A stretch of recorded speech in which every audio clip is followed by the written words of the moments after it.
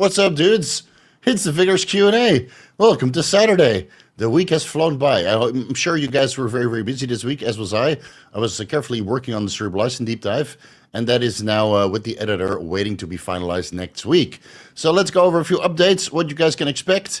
Please subscribe to the Clips channel because I'm cutting up all of my long-form content for all of the guys with attention deficit disorder and make it nice and bite-sized. So I asked you guys last week to subscribe to the Clips channel. It's literally pinned in the top of the description section, right? The Vigorous Clips channel. Why is it called Vigorous Clips Methylene? That's not correct. Vigorous Clips. And there you can literally find everything from the Anabolic Roundtable and other podcasts which are upcoming, and all of the long-form content literally cut up into bite-sized chunks with timestamps and appropriate citations for that particular segment. So you can digest the content a little bit easier for all of the guys that said that they're too busy, which I highly doubt. But you're too busy watching Netflix and not learning anything. So subscribe to the Clips channel. It's right down below. This week we did the Methylene Blue Deep Dive. That's where the methylene came from.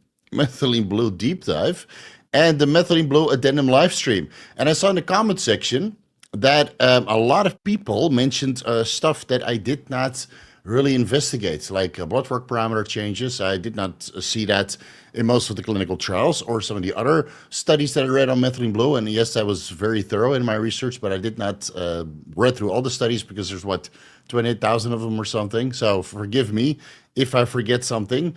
So I think it's warranted for a deep dive part 2 in a couple weeks from now, where we can discuss the effects on male fertility that actually has been thoroughly examined, albeit not to the extent that you would like. Right? If you add methylene blue to human semen, it acts as a spermicide, a contraceptive. But I did some fancy calculations already, which you can find in the comment section of the Methylene Blue Addendum live stream, that the concentration of methylene blue after you ingest that is so low that it might actually have a beneficial effect on your fertility parameters. But I think we can discuss that in a deep dive part 2 video. The effects on blood work parameters, like I mentioned earlier, and vitamin C drug interactions, because vitamin C converts methylene blue into a leucomethylene blue, and that might prevent any staining ability if you take methylene blue orally in a liquid form, right? You dissolve the powder in water, for example. A lot of people add vitamin C to this mixture of methylene blue in water, and then they get a leucomethylene blue, which doesn't stain the body, but also has less of this antioxidant benefits, because leucomethylene blue has to be metabolized back into methylene blue before it can really start potentiating its positive effect. Now, this is a vice versa process, so I wanted to investigate the vitamin C drug interactions with methylene blue. I did not include that in the Methylene Blue Deep Dive because it was already 1 hour long, and usually the attention span and the audience retention starts to taper off really, really hard after 1 hour. And a moment to suggestions. I saw some people say that methylene blue is a carcinogenic. They probably have no idea how to interpret scientific evidence. So I could include a segment about methylene blue's potential carcinogenicity, its potential to cause cancer. I'll debunk that, just like I debunked the nitric oxide synthase inhibition and the reduction of pumps in the gym. So a Methylene Blue Deep Dive part 2 is in the making, and I'm just open to your suggestions. So put it in the chat section here, but I prefer it if you put it in the comment section down below after the live stream is done. So I can trace back through this live stream and then see what else I need to address, and then make another Methylene Blue Deep Dive because, well, I got 40,000 views and 500 subscribers and a good amount of AdSense revenue, so I might as well do a part 2, right? If you request it, I'm happy to make one. Let's see, next week we have the Anabolic Roundtable episode 10, where we discuss with John Jewett how to best peak for bodybuilding shows. So it's very bodybuilding oriented. We don't really go into performance enhancing drugs too much, but mostly about how the timing of particular practices, whether that's training or posing or cardio, for example, or nutrition, how that all slowly times into peaking for a contest. And then you can look as fabulous as possible. And as you're starting to notice, I'm already losing my voice because I've been doing a lot of talking the last couple of days. So if I sound a little bit raspy, that's not because I deep-throated Dr. Manhattan for the Methylene Blue Deep Dive. It's just because I've been talking a lot. The Cerebrolysin Deep Dive is in the making. I think my editor is about halfway done. It will be over an hour long. This Cerebrolysin Deep Dive will be unlike anything you've seen on the internet. It will go very, very, very deep, including the composition of cerebrolysin, what it actually contains. And I'll give you a spoiler alert. Apparently, cerebrolysin doesn't contain brain-derived neurotrophic factor at all. Yeah. So you're in for a wild ride next week. It does work, though. I mean, based on scientific evidence and my personal anecdotal experience, cerebrolysin does do something, but maybe not in the way we all thought it was working to a certain extent. So stay tuned for that cerebrolysin deep dive. Fingers crossed, double fingers crossed for you guys and myself that it's done on Wednesday or Thursday, and then I might have to do the cerebrolysin addendum live stream the week after, because on Friday nobody watches. Everybody's out boozing and drinking or watching movies or doing Netflix and chilling. So on Friday, there's no videos. It's completely pointless. Nobody watches videos on Friday, neither do I. Then after that, the Cerebrolysin Deep Dive, I'll work on the Bahtmate and DHT cream protocol that so many people requested, but nobody participated in. And I'm not going to lie, I'm honestly kind of disappointed. I'm fucking disappointed that nobody sent me in their measurements. I sent out that email, the Bahtmate and DHT protocol email, to at least 200 people, and nobody sent in their measurements. So I wanted to do a community experiment, right, where people would use a Bathmate or another pumping device and a DHT cream, whether that's under cream gel or home compounded dietary testosterone cream in, I don't know, whatever cream you could find on Amazon, right, that permeates the skin and has a high hydration formula, and nobody sent in their measurements. So this is the last opportunity you can, and otherwise we're just going to go with my measurements instead of the community measurements to see how practical that protocol was. So I tried. But nobody stepped up, really stepped up and showed me their measurements. So we're just going to use my measurements. And then I want to do 2 easy videos, just a massive pump protocol for bodybuilders and an insane endurance protocol for bodybuilders. So I can take a little break from PubMed, because after doing the fertility video and the cerebrolysin video and the methylene blue video, I'm a little bit tired of looking at PubMed and AI assistants like Perplexity to go through all the research. So I need something that I can do off the top of my head, and then I'll go right back into the deep dives, the Retatrutide Deep-Dive, the Tirzepatide Deep-Dive, and then the Methylene Blue Deep-Dive Part 2. I think that's good timing. It will drop in about 4 to 6 weeks. And then, 4 weeks, I think that's reasonable. Yeah, 4 weeks. And then we can get some more subscribers and address all the stuff that I forgot in Part 1. Now, since I'm 100% tired and sick of the BPC 157 questions and the TB 500 questions, I know you guys are not watching the deep dives, right? Otherwise you wouldn't be asking these questions every single week, like 3 times per single live stream. So the full injury and surgery recovery protocol is down below. It's in the description section. You don't have to do anything. You don't have to search anywhere. You don't have to ask for it. But if you want to ask for it and super chat me, I'm just going to refer you to the description section of this YouTube video. I'm going to copy and paste this into every live stream, because every single live stream I get BBC 157 and TB 500 questions regarding surgery and injury. The entire protocol is down below. All you have to do is copy and paste it and apply it for yourself. You know where to find the compounds, either on some of the affiliates or the website. And then you can get your hands dirty and recover as fast as possible. But I'm done answering these questions. I'm done. Fucking done. Oh, it's been how long? 8 minutes. Fucking done with these questions. Okay. Let's get started with the disclaimer, and then we can go right into the Druggerino discussions.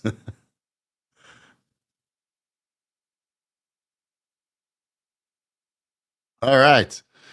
Let's see. Scrolling all the way up in the chat. D. Brad. Hey Steve, love the Methylene Blue Deep Dive. Just wondering if you could go over the best anti-clotting stack, fish oil, EPA, DHA.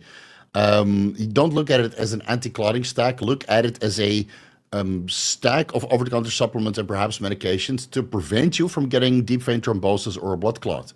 Because if you do a full-blown anti-clotting stack, that means that you bleed out even if you have a small nosebleed after deadlifts or squats.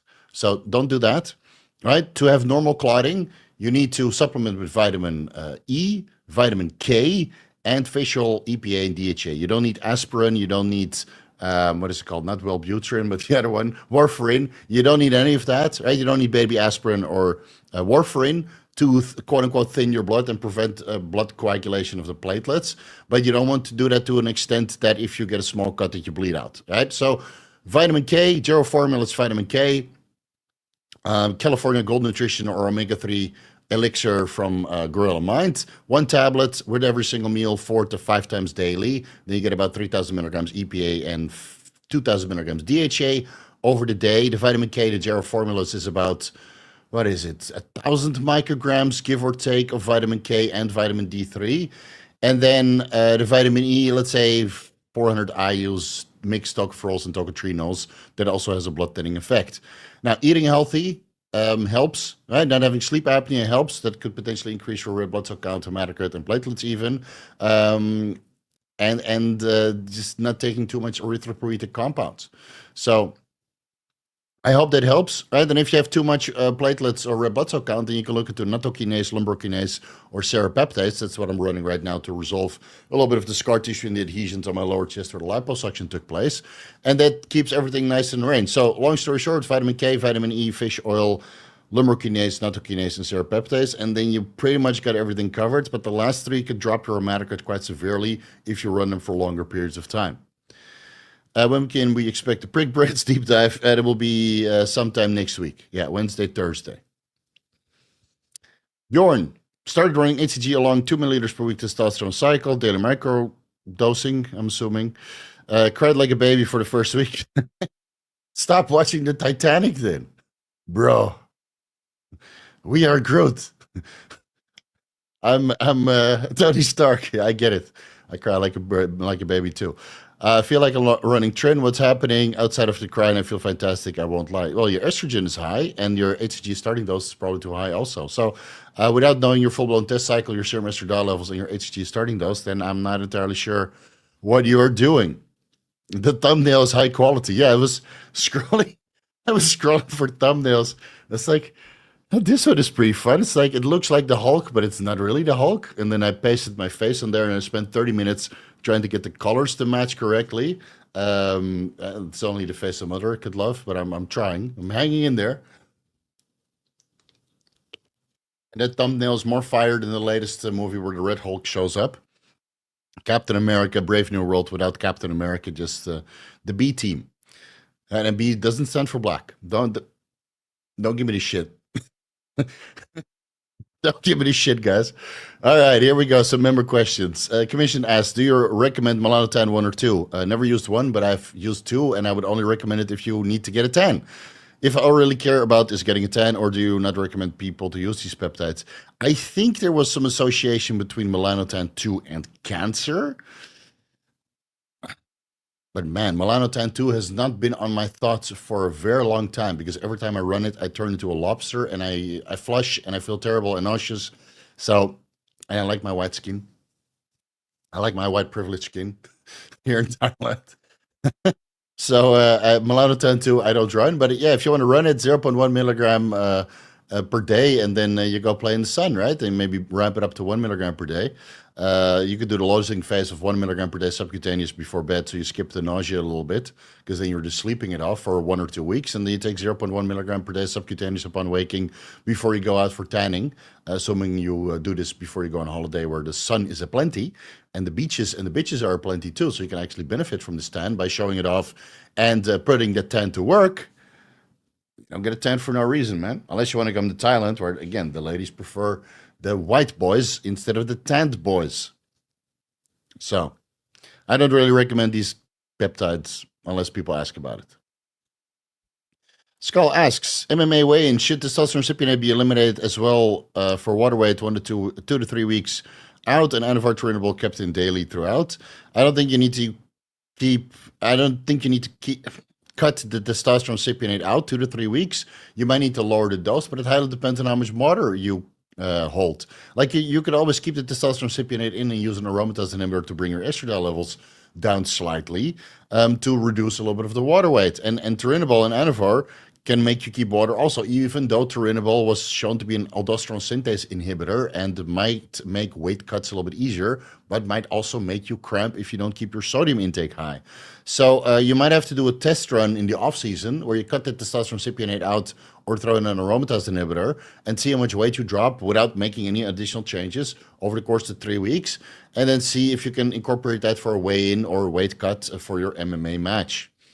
But I would not just cut that out and then go in on Anavar and Trinable and then low estrogen, low testosterone, and then aldosterone synthase inhibitor making you cramp. I don't know. You get into a headlock and you try to get yourself out of it, and then you tear your lat and your bicep. So be careful, man. Kelly Not Karen. K for Kelly Not Karen asks, hi Papi, 55, female, gets throbbing fluid-like feeling in head when getting up to use the bathroom after sleeping a couple of hours. On 1/2 units of growth hormone at bedtime for 3 weeks. Also happened on a cycle of tesofensine? I'm assuming tesofensine. It sounds like a blood pressure issue. Like growth hormone can make you hold water. And at night where you're laying flat, you get unfavorable water distribution to your head. And then if you're on tesofensine, that's a serotonin, norepinephrine, dopamine reuptake inhibitor that is known to cause vasoconstriction and decrease blood pressure. So if she's getting throbbing headaches, stop both. It's not rocket science. And you get side effects from one compound or two compounds in a particular combination. Take both compounds out. And then if the side effects resolve themselves a week later, then you can think about introducing one of them, but not both of them, because obviously both of them gave you or gave her this side effect. Lavandula asks, hey boss, in your earlier videos you mentioned the portions, 3 portions sodium, 4 to 4.5 portions potassium, 2 portions magnesium, and 1 to 1.5 calcium. 5 liters of water for keto. Any changes since then? Should I multiply them by a factor for 100 kilogram, 25% body fat? Dude, no PDs. Thanks a lot. No, I think this is a pretty good starting point. And again, based on individual response, if you're 100 kilos, 25% body fat, that means you're 75 kilos without the fat, and maybe you don't need 3 grams of potassium or 3 grams of sodium, 4 grams of potassium, or 4.5 grams of potassium. You might need 2 grams of sodium, which means, or 1.5 grams of sodium, which means you need half the amount of potassium and half the amount of magnesium and half the amount of calcium, right? It's a ratio, not per gram. So do some experimentation. I don't know how much you sweat. I don't know how much potassium you get from your diet and how much you would need to supplement with that. Same for magnesium, same for calcium. Sodium is rarely found in diet unless you really go hard on the pickles. 2 pickles per meal. Fuck yeah. I'm hungry, bro. Ketogenic diet approved. But yeah, it's a good starting point, and you just take it from there depending on how your performance is. But maybe you need 4 parts sodium because you sweat a lot, and same amount of potassium, and then magnesium and calcium can come down a little bit.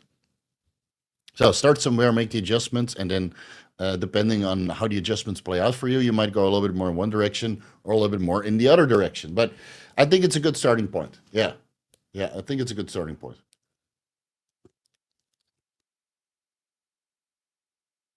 Borean Engineer asks, last week somebody posted a cycle of Primo and estradiol Valerate, no testosterone base. I saw on IG a person running the same cycle claiming it didn't lower SSBG as much as something with a test base. Bro was running 2,000 milligrams of Primo with SSBG at about 15. Trash protocol. No, I mean, I used to recommend Primo and DHEA or Primo and HCG to some of my clients that were in the modeling space or acting because they got bloated and water retention from the testosterone. The HCG would keep their testosterone, let's say 500 to 600, and then you throw 300 milligrams of Primo on top, and they were perfectly happy, right? So let's say 500 IOs HCG 3 times per week, 25 milligrams DHEA per day. That would give normal estradiol and normal testosterone levels, and then 300 milligrams of Primo for a cosmetic effect. And they were perfectly fine, right? Lipids were not perfect, obviously. Hematocrit was normal, liver enzymes were normal, and they looked great as well, like muscular, but not bloated in the face. And so maybe somebody extrapolated something from that, which I posted like years ago, or came to the same conclusion that if you take the testosterone out, there's no bloating. And Primo and estradiol Valerate makes you look better. And of course, if you inject estradiol Valerate, what I discussed in the SHBG video, estradiol Valerate is a very good way to keep your SHBG in range. So it doesn't surprise me that his SHBG is 50 nanomoles per liter on 2,000 milligrams Primo because he's injecting estradiol Valerate. Now, what I would like to see is how much estradiol Valerate he injects and what his serum estradiol levels are. Because maybe his serum estradiol is like 150 picograms per milliliter. The Primo should be high enough to prevent any kind of gynecomastia formation, but I guess lipids is nanomoles per liter. So Hyperborean Engineer, please send me the protocol through to Instagram or something so I can have a look at it. I don't think it's a trash protocol, man. There's a million different protocols, and the only protocol that really matters is the one that works for you. And if it works for several people, then I'm not gonna hate, dude. I'm. Like some people like nandrolone only, some people like 3 grams of mastestrone and 250 milligrams of testosterone. And even though I think they're kind of weird protocols, if it works for somebody, then it works for them, and can't hate. You know, if they look good and their blood work parameters are intact, then I'm all for it. Or somewhat intact. And 2,000 milligrams of Primo, I highly doubt that it's perfect, but you never know. Adrian's on Fitness asks, good day, Daddy Steve. I'll be going through a small procedure and won't be able to train my right arm for 2 to 3 weeks. I'll be incorporating these to help facilitate healing faster. Okay, so this is basically a protocol. Adrian, you can find the protocol down below in the description section, which is pretty similar to what you're doing. Again, you need some TRT and you need maybe some micronose progesterone. And then the full protocol is there. You see BBC 157, 500 micrograms twice per day. TB 500, 500 micrograms every other day. Now do TB 500, 500 micrograms twice per day also. GHK copper, not 500 milligrams, but 5 milligrams sub-Q every day. Type 1, 2, and 3 collagen daily. Yes, 10 grams per meal, so that's 40 to 50 grams per day. Growth hormone, 2 IUs, 4 IUs per day, so split that morning and evening. Anavar, 20 milligrams daily, and then maybe 100 milligrams micronized progesterone before bed daily or 3 times per week, alongside of TRT. Right, it's all linked down below in the description section. I'm sure you can figure it out. Skull asks, how does somebody tell if their Anavar is fake? You send it to Januszek, or you buy from reputable sources. Januszek will tell you if it's fake or not. And if you buy from reputable sources, then you don't have to worry because you know it's reputable. You know? Does it come with a certain tablet or capsule or color form? No. Especially if it's dosed at 50 milligrams? No. But if it's dosed at 50 milligrams, then it's a red flag. Because 50 milligrams Anavar is too much for most people. 12.5 milligrams to 25 milligrams is where most people top out. If it's a legitimate Anavar, I've tried basically all of the pharmaceutical brands, including compounded Anavar from compounded pharmacies in the United States.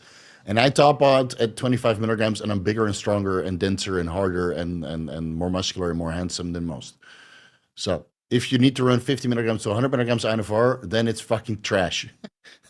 Dude, I don't understand how people can run 50 milligrams of Anavar per day. Really. I'll be locked up. I got full-blown angina from 50 milligrams Anavar. After taking them within an hour, best oral around. Yeah, it's the best oral around, but just make sure that it's legit. The Safety Super asks, told I have take blood thinners for life due to a genetic condition. Any advice if I should still use PDs minimally other than cardio and diet? Basically, TRT with modest dose of extras.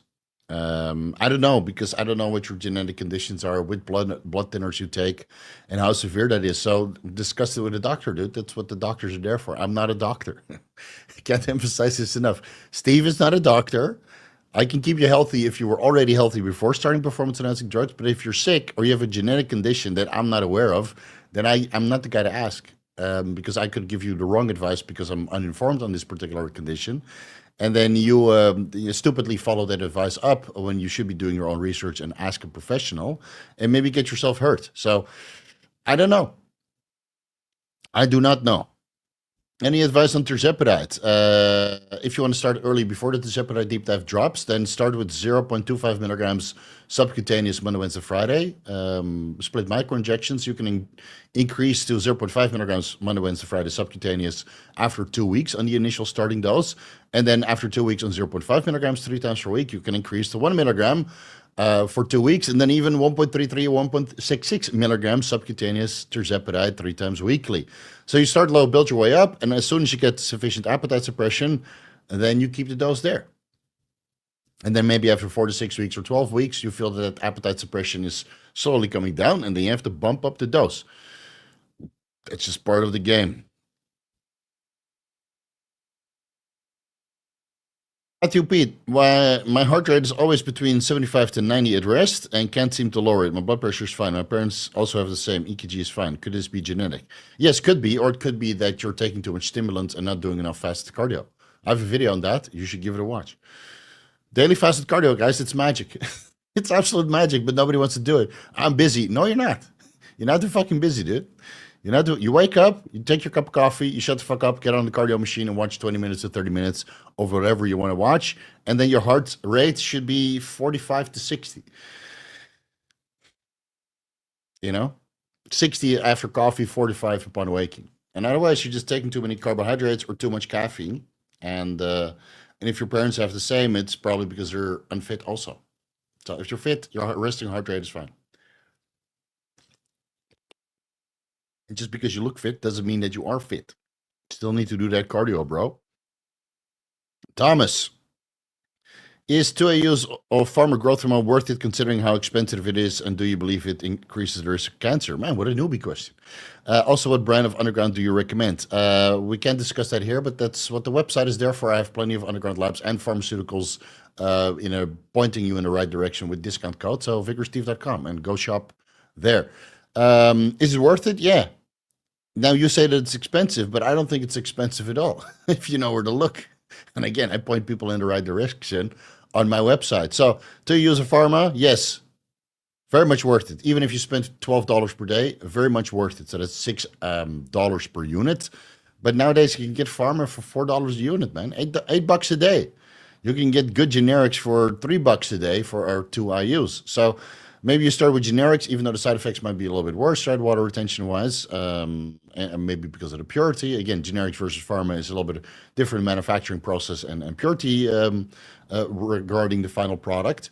It increases risk of cancer. We've addressed this 1,000 times. There's no scientific evidence that shows that growth hormone, IGF-1, TB500, BBC157, insulin, or any kind of growth factor that could accelerate cancer growth actually causes cancer. But if you have cancer that is undiagnosed, that you didn't know about, then growth hormone can definitely accelerate that in a dose-dependent fashion. So check your cancer markers, do a full-body MRI, or do an ultrasound if you're worried. I do a full-body ultrasound or ultrasound of my organs and cancer marker screening with blood work twice a year or once a year at least, because I take growth hormone and all of these growth factors. But no, can it cause cancer? Absolutely not, unless it was already there.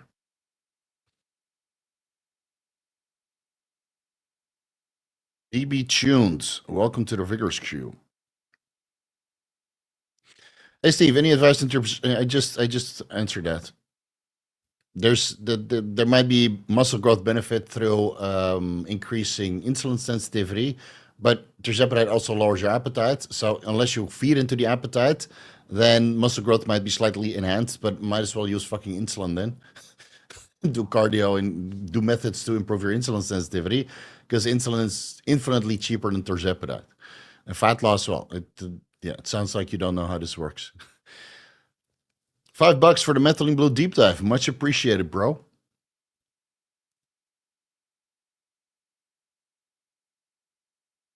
But days the line. Hi, Aromatizer here. On 300 milligrams testosterone, my estradiol went up to 180 picograms per milliliter. Man, I need to run like triple the dose, but I'm lean, so that helps.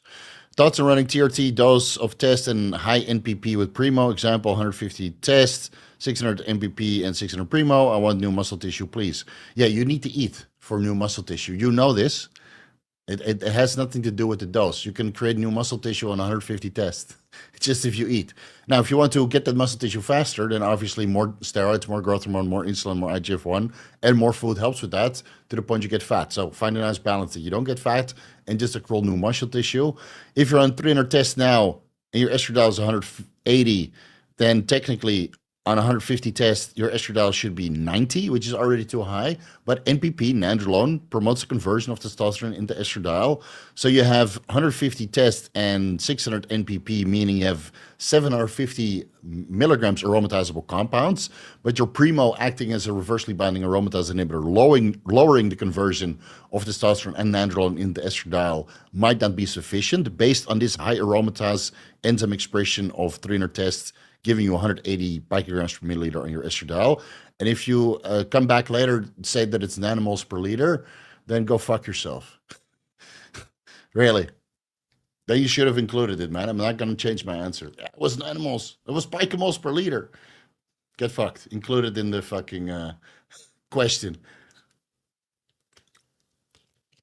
Picomoles and nanomoles is an inferior reference range. Real men use picograms and nanograms and milligrams per liter, deciliter, or nanomil. What is nanoliter? All right, so don't give me that shit later on. So in your case, You probably still need an aromatase inhibitor or lower the NPP dose or increase the Primo dose or both. So start somewhere, do your blood work, make sure you include the reference range and the concentration next time, and then take it from there. Steve, I was on HGH monotherapy for 12 weeks at 400 IUs 3 times weekly. Test levels went from 512 before to 934 after, and estradiol went from 18 to 10. Have you ever seen that before, and what should I do next? And clomiphene? Now, I think you should increase the HCG to 1,000 IUs 3 times weekly, because it sounds like the HCG was just enough to drop your LH and FSH levels, but not enough to replace the luteinizing hormone signal that you got from the pituitary. So increase that to 1,000 IUs 3 times weekly, and then your testosterone levels should go up. And again, there's a huge discrepancy, like I mentioned in the HGH deep dive, between HCG brands. So generic HCG from India or China or whatever, your unpurified HCG is just not what it's supposed to be, man. The potency is maybe 80%, and then through shipping and transport and hot, cold in the airplane and that kind of stuff, you would think you inject 1,000 IUs HCG, but it's maybe 200 IUs. And you can clearly see that on blood work. You shoot 1,000 IUs HCG, and your beta HCG levels on your blood work are like 5 milli-IUs per milliliter, when in reality that should be 23 or 25 or 27 even, the day after the injection subcutaneously. So stick with Merck Overture recombinant HCG. That's what I use, and that's what I recommend everybody to use. Don't use urine purified HCG like I mentioned in the deep dive. And if you're using urine purified HCG right now and you switch to Merck Overtrel recombinant HCG, which two clicks on the back of the pen, you press it down, that's already 500 IUs. Your serum estradiol will probably, or your serum testosterone will probably be 800, because it's actually legitimate. And check your beta HCG levels, check your LH and FSH and estradiol levels next time you're going for blood work, because we don't know the total picture here. I'm thinking about running Anavar for the first time, 25 milligrams a day for 8 weeks, start at 10. 250 milligrams testosterone base, that's good. HDL is currently 31 and LDL is 142 on 250 test. That's too terrible to start Anavar. If you start Anavar at 25 milligrams or even 10 milligrams per day right now, your HDL will be 10 and your LDL will be 170. So get that fucking fixed first. All the other markers are in range. Should I manage the cholesterol first? Yes, of course. Of course, you know the answer to this. What's wrong with you, Carl? Of course you need to. You don't even need to ask. Your HDL shit and your LDL is even shittier. So go on ezetimibe, 10 milligrams upon waking. Do some daily fasted cardio. Take citrus bergamot, 500 milligrams in the morning and 500 milligrams in the evening. Take fish oil with every meal, whether that's California Gold Nutrition or omega-3 elixir from Gorilla Mind, for a total of 3,000 milligrams EPA and DHA per day. Garlic doesn't really do anything. Niacin doesn't really do anything unless you like that flushing butthole itchy feeling. And then you might as well take beta-alanine and get your workouts done. So that would be my recommendation. Cardio, citrus bergamot, ezetimibe, fish oil. And somebody recommended a couple of weeks ago or last week a new supplement that I haven't tried yet. It's called Amla. I'll link it down below. That looks pretty promising, but I haven't used it yet. Indian gooseberry. Again, when I see anything from India, I'm always a little bit sketched. Like Himalaya liver 52 double strength. Yeah, it works great to keep your liver enzymes in range. No, it fucking doesn't, dude. No, it fucking doesn't. So you can look into Amla Indian gooseberry. You can buy it on iHerb or Amazon. Apparently, people say that they get good lipid response from it, but I haven't used it myself. Dude, I'm running 600 tests. My HDL is 50 and my LDL is 70. So get your head out of your ass and start doing better, because this is not sustainable. And then start Anavar 10 milligrams per day after, motherfucker, only after you've got your lipids in range, okay? Don't be stubborn. And then I'm going to start all these supplements and then start the Anavar at the same time. And then you do your blood work 8 weeks later and it's even shittier. You need to get a baseline reading first and then, right? Fix it first and then proceed. DB tuned. Steve, if my generic GH was actually GHRP6 and I injected the entire vial 2 hours later, did a serum GH test, what would the result be? Depends on your pituitary function, your age, if you got the timing correct. And again, with GHRP2 or 6, I think the dose curve, it kind of ends at 300 micrograms. So why would you do a whole 500 milligram vial or 2 milligram vial where you can get the same results from 300 micrograms? Honestly, dude, I highly doubt that generic GH is GHRP6, because when you look at the costs, it's pretty much the same. It's pretty, growth hormone secretagogues are not cheap, man. Generic GH is cheaper nowadays. Like, why would you want to run, what is it, not tesofensine. Jeez, I don't even know. Sermorelin, tesamorelin, ipamorelin.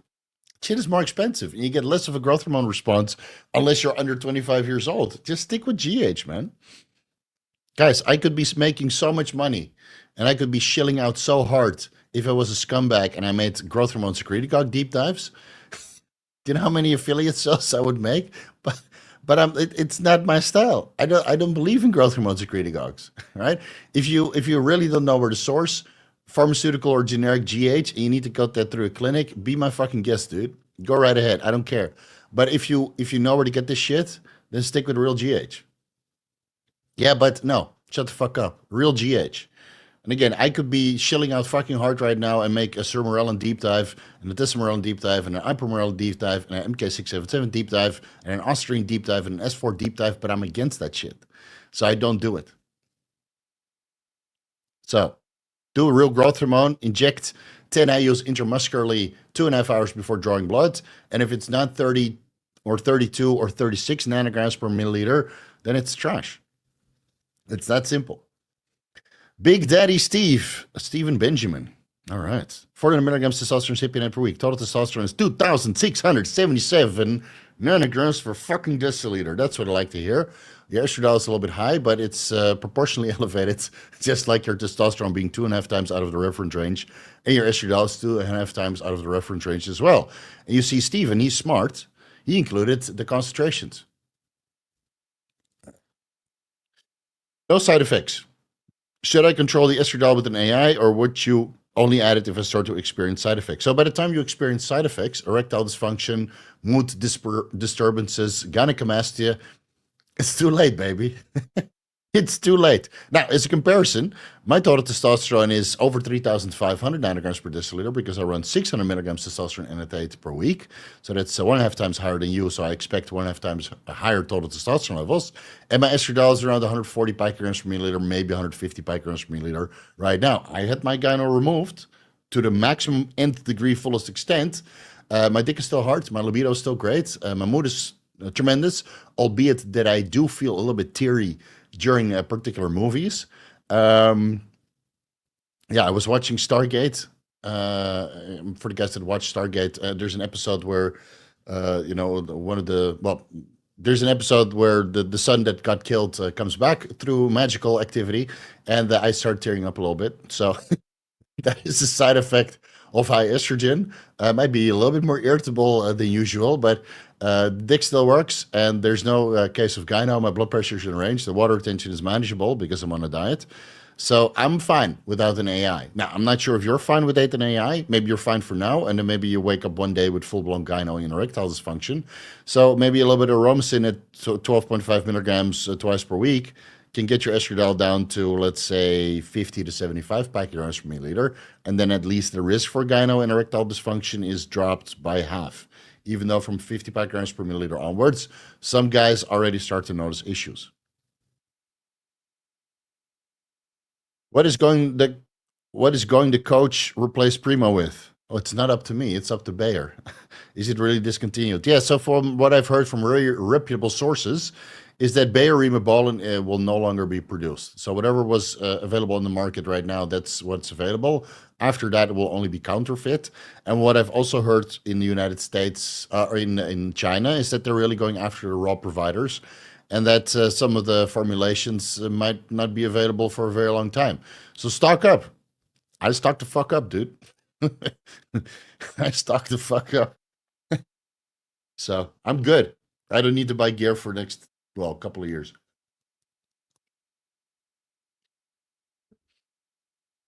I don't know, man. It's just falling apart.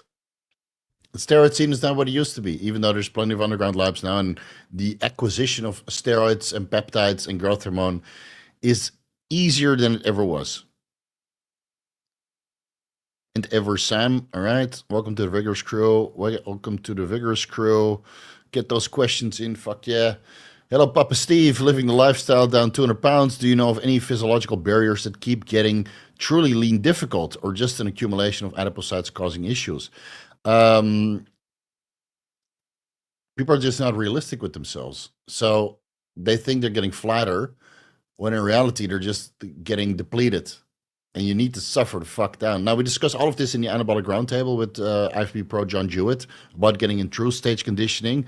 I'm going to be 100% honest. I've never been in true stage conditioning. I've been around 6% body fat. That already was a couple years ago. I'll try to stay as lean as possible right now, but I don't feel like going through the suffering process anymore, only to get fat again. So I'd rather be a comfortable 8% or 10% even than suffer down to 4 to 6% body fat and then look atrocious and only be that for a certain period of time and not even do a contest. So I'll just get to a lean point where I feel comfortable, and then that's it. Right? As soon as my dick stops working and my appetite becomes unmanageable and my mood takes a turn for the worse, then I'm done. It's that simple. But if you want to get truly lean, yeah, expect your dick to stop working and expect your mood to be terrible and expect your body to hurt and expect to feel fucking tired and fall asleep and all that side effects that is commonly associated with being in true conditioning. It's just part of the game, right? You don't necessarily have to be brain fog the entire day or moody the entire day. There's ways around that, but you might not have the best mood, but right, the tremblown mood or the chronic fatigue that you can't even move anymore. It doesn't have to be that way if you change your training and take some rest and just make sure that you sleep properly. But again, we discuss all of this in the Anabolic Roundtable. We'll drop on Monday, so give that a watch. And then all will be revealed. Facus, hey bro, I've been getting sick a lot lately and have to miss the gym. Do you have any protocols for those with a weak immune system? No, not really. Just stay away from things that get you sick and make sure you sleep a lot and take vitamin C and zinc. That is known to boost your immune system, but I honestly don't know. I get sick once in a while. Growth hormone helps with white blood cell and maybe immune function. I mean, that's why HIV patients get crazy high dosages of growth hormone prescribed. So you might want to look into that. But if you're getting sick a lot, it means that you're either overtrained or just chronically stressed or not sleeping enough or undernutritioned or in an environment where a lot of people are sick around you. Like if you're a teacher, for example, or you're around a lot of people, that sickness just circulates, man. It just circulates. So ask Perplexity what the best sickness prevention stack is. Perplexity AI, and I'm sure he can get you a good amount of ideas back. But I mean, I get sick once in a while, and then the last 2 days, and I'm right back on my feet. But I eat healthy, I live the lifestyle, and I might take growth hormone occasionally, albeit not now because nobody wants me to take GH, because you have to do that Follistatin experiment. Coach Daddy Steve, formerly Uncle, just want to say thanks. All right, my pleasure. The man with the Star Wars Android username. Try a super chat. Yeah, try a super chat.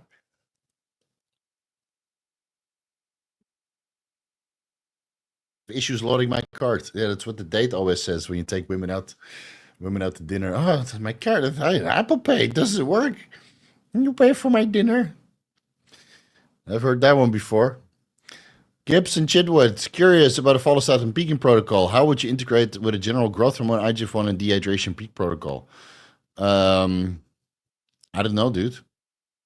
I don't even know if it can be used in a peak. I mean, I got full hard and dense, but that doesn't mean you can use it in a peak. And again, I did one injection of follistatin 344, and I reported my anecdotal experience. So I have no idea, dude. Maybe give it a run. 1 milligram bilaterally into weaker muscle parts while you're carb loading, and then you do your carb loading while you do follistatin. Then maybe do growth hormone loading 1 or 2 days before the show. I don't think you need to do IGF-1 loading because the growth hormone will create a bolus dose or bolus secretion of IGF-1. And then dehydration depends on your body fat levels. But I'm honestly not sure, dude. I haven't peaked people in a very long time, and discussing peaking with Dean and Kurt and John Jewett, realized that I'm a little bit behind. I'm not gonna lie. I haven't coached bodybuilders in years, and I have no interest in keeping up with peaking protocols because bodybuilders can't afford me. So what's the fucking point? Look at my consultation rates. There's no bodybuilders asking me for peaking protocols anymore, man. Towards the end of my cuts, I'd like to go right into a bulking cycle, milligrams similar, 1,000 milligrams of test, 250 milligrams testosterone ester, with 250 milligrams strength base. Jesus Christ. If bloods are good, any issues going right to it? If bloods are good, it's fine, but it sounds like a lot of suspensions and post-injection pain. But if you can tolerate it, go right ahead, dude. On Osiris, say Steve, if a mix of multiple compounds in a sterile vial all brewed in the same oil, will they distribute evenly? Yes, that's what I do. I mix all of my MCT oils in a sterile vial that I need for the week, and then I draw what I need every single day. Blue Collar Bodybuilding, what's up, bro? Hope you had fun at the Arnold without me. I'm sure everybody else was there. I just wasn't there, so I'm sure you guys had fun.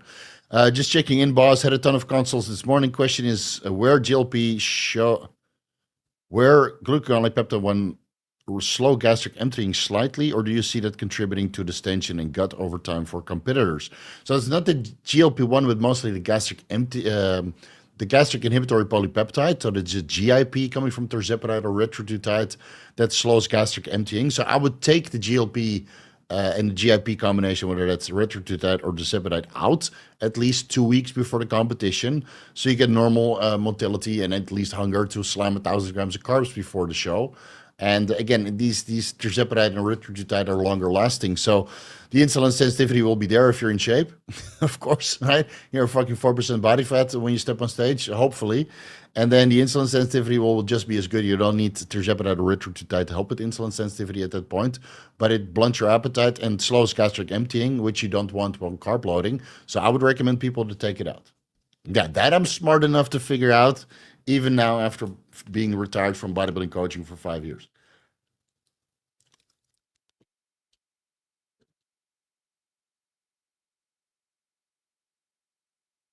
Let's see.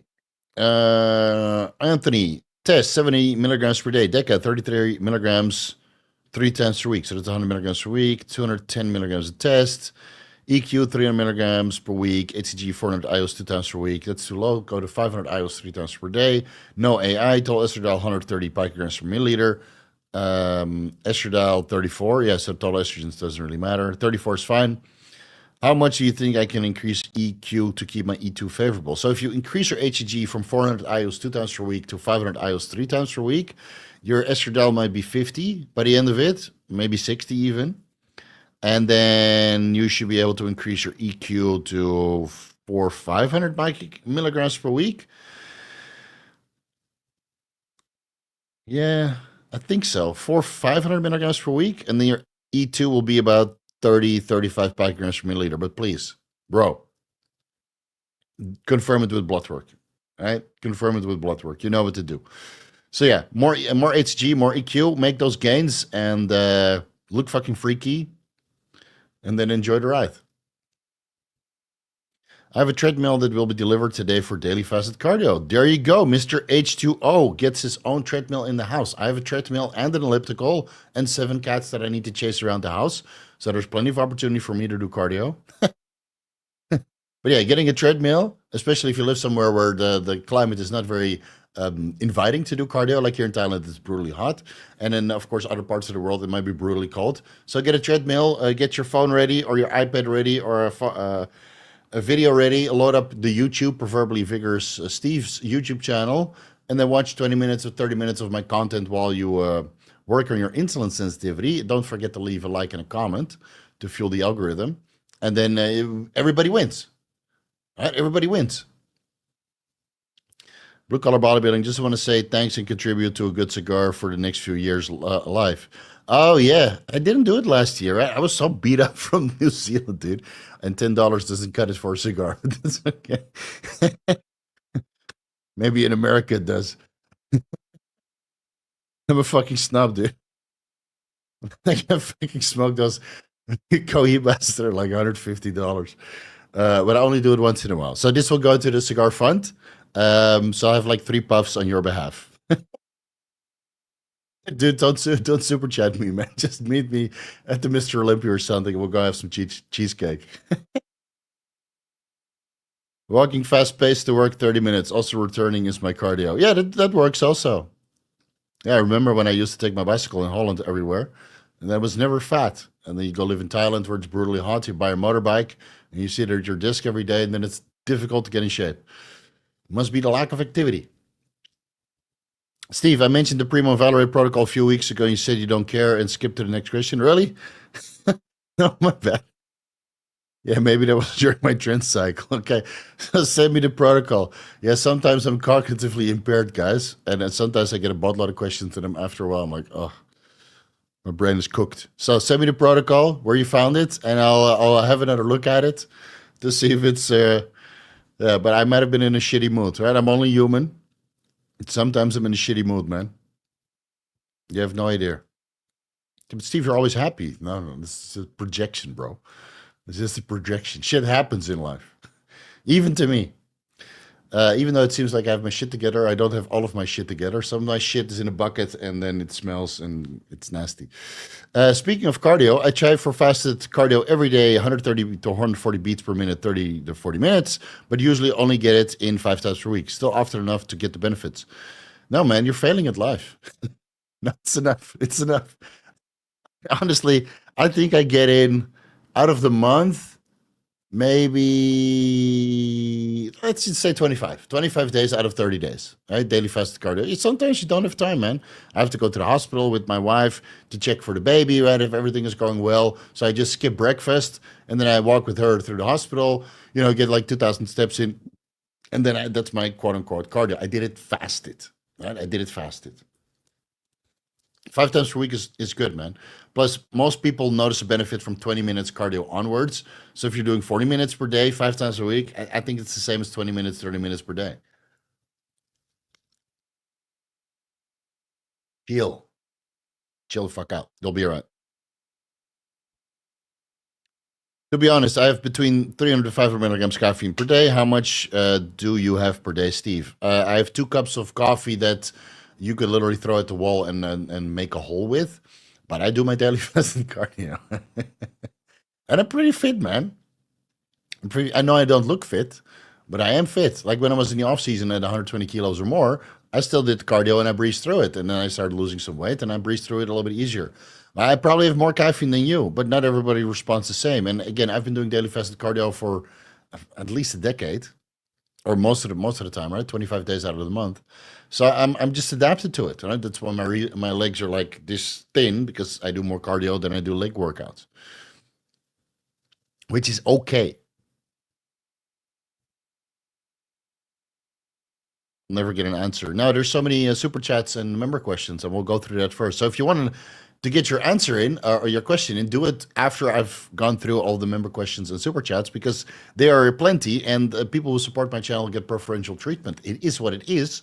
Just like when you go to a restaurant and you tip and you leave a couple tips, and those are nice tips, then the next time the waiter comes over, knows that they're going to get a fat tip, and they give you better service. That's how it works in life, man. Life is not fair. Life is better if you spend money. And that's just the hard reality of it. So I go with the people who spend money first, and then the people who don't spend money. And that means you might have to wait until the end of the live stream, which is usually 2 hours. So see you in 1 hour, Cody. See you later. David gets it. Why do bros often take Anavar sublingually when it has very high oral bioavailability of around 90%?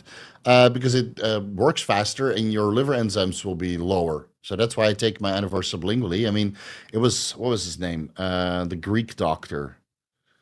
I think I heard it from him first, and then discussed it with Derek, and then Derek put it on his YouTube channel. So that's like telephone basically. But I was doing that sublingually based on the doctor's George Tuliatos, right? He contributed to the anabolics books.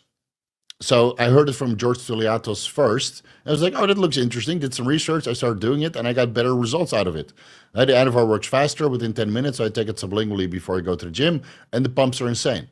And my liver enzymes and lipids are better. But then take Proviron orally. It has very low oral bioavailability of only 3%. Who takes Proviron nowadays?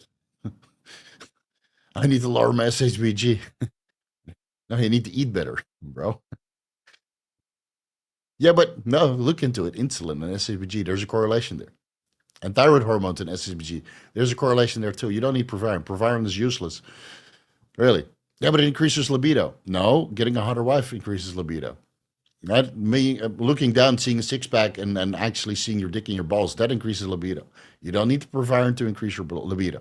So people take Anavar sublingually to bypass the digestion, increase the bioavailability slightly, and lower liver enzyme, liver stress, and improve lipids slightly. And who knows, Proviron, that will be like the last deep dive before my death. The Proviron deep dive. Like when I hear that I'm terminal, I have cancer, and I have 2 weeks to live, then Proviron is the last deep dive.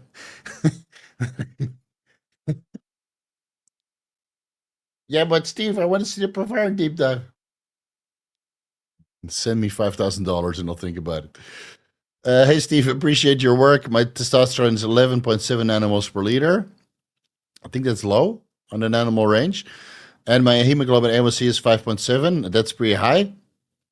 Do you think I can fix my low energy effects by increasing my testosterone levels? Should I consider nicotinamide mononucleotide and methylene blue and SLU PP33 instead? I think you should sleep better, eat better, go to the gym, and improve your lifestyle, because this sounds like lifestyle to me. Like your hemoglobin A1C should not be this high. Like that's a diet problem and an exercise problem, and your testosterone should not be this low. So just fix your lifestyle, dude. I had to say, I had to be this rough, but most people just don't live the lifestyle. I made videos about this. You know exactly how to do your cardio, go to the gym, eat a little bit better. And I don't believe you if you say you eat healthy, because nobody that eats healthy has a hemoglobin A1C of 5.7. It's just, it doesn't happen. It doesn't happen. Yeah, but no, no, no. Unless you're type 2 diabetic or type 1 diabetic, which again, type 1 could be hereditary, right? Congenital, but type 2 is usually self induced from lifestyle. So fix your lifestyle, dude. You don't need NMN or methylene blue or SLU PP332. Fix your lifestyle. Watch the videos about the lifestyle. Right? Just type in lifestyle in the search bar. You get 2 videos. They're very, very good. And then watch the couple videos on how to boost your testosterone levels by improving your sleep, by going to the gym, by eating a little bit better. Right? It's all explained there. So this is a lifestyle problem, not a supplement problem. And in the beginning, it might be hard to get your butt out of bed and really work on the lifestyle. But after, just do it for one fucking month. Just one fucking month. Commit for 1 month, 30 days, 30 days of discipline. I stole that from Bold and Determined. Nick Kelly. Uh, he used to know him here in Thailand. For the guys who remember, Bold and Determined used to be a blog. One of the first blogs about male improvement that actually went somewhere. The guy was absolutely nuts, though. It was pretty cuckoo, but that 30 days of discipline changed a lot of people's lives. So 30 days of discipline, I think you can buy that ebook online, man, or you can find it online for free. Google 30 days of discipline and follow that. Really, it's a very basic protocol. It will change your life. Really, eat better, steak and eggs, do some push-ups, get your lazy ass off the couch, and start making some changes, and then your blood work will improve, man. I'm sure of it. I feel itchy butt feeling makes me feel in danger, and I work out harder. Oh, yeah. Yeah, so you take the beta alanine and the niacin pre-workout, and then the itchy butt makes you clench your butt cheeks so hard on the adductor machine and the hip thrust that you get massive glutes and massive hamstrings and massive adductors. Makes sense.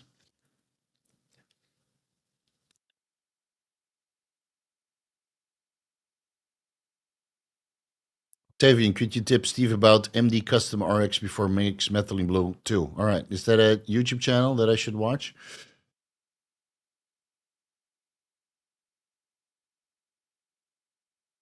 Be custom. All right. All right. I'll subscribe. I'll have a look. Oh, I watched some of his videos. Yeah, I watched some of his videos. No, it's all methylene blue. All methylene blue. All right. I'll have a look. And I can't possibly include every little thing. And if he's dedicated to methylene blue content, then just let him have his shit. You know, there's experts for a reason. Hey Steve, when trying to raise SHBG, do you recommend staying on test while taking your HCG T3 and T4? My blood work the day after the test shot is always single digit SHBG. Thanks. Yeah, you might have to lower your testosterone dose though to a TRT protocol. So maybe go to 150 tests and then add in the HCG T3 and T4.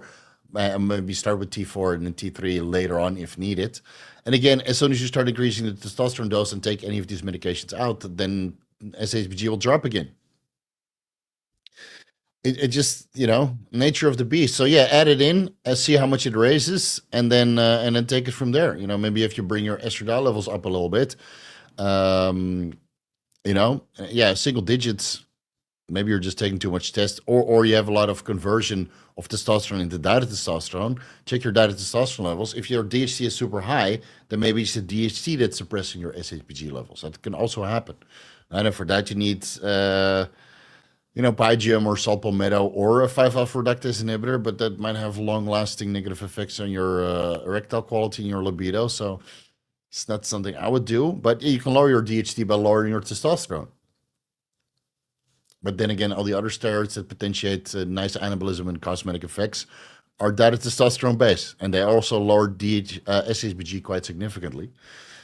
Hey Steve, can I mix multiple compounds like growth hormone, BBC 157, and tirzepatide into an insulin syringe? Will it affect their effectiveness? Yes. Yes, the binders of growth hormone or BPC 157 or tirzepatide or some of the preservative might denature the other peptides. I remember one time I drew growth hormone and then I didn't want to waste or didn't want to do 2 injections. So I drew growth hormone first, my Norditropin, Novo Nordisk Norditropin. I think it was like 4 IUs, and then I draw insulin, and then the whole solution turned cloudy. And I wanted to cry because that was $20 wasted. All right, so this pharmaceutical growth hormone and pharmaceutical insulin. I'm not sure if that works with generic GH or BPC 157 or tirzepatide. All right, the branded tirzepatide Mounjaro is not. Is it available? I don't think so. And otherwise, it's way too expensive. So I'm sure you're doing at gray area peptide websites like MA or AA or everywhere else that I might be affiliated with, allegedly. But I would not mix them, man, and I would inject them at least an inch apart.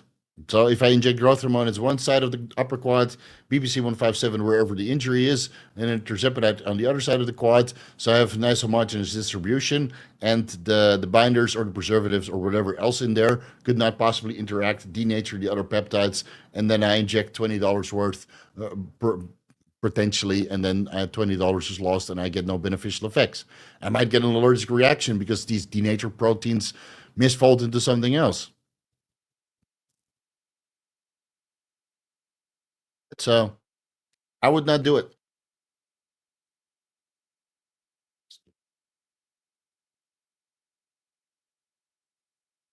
Yes, Daddy Steve, it was 180 picograms per milliliter. Thanks again for your guidance. Definitely add in the AI and eat more. Okay, good.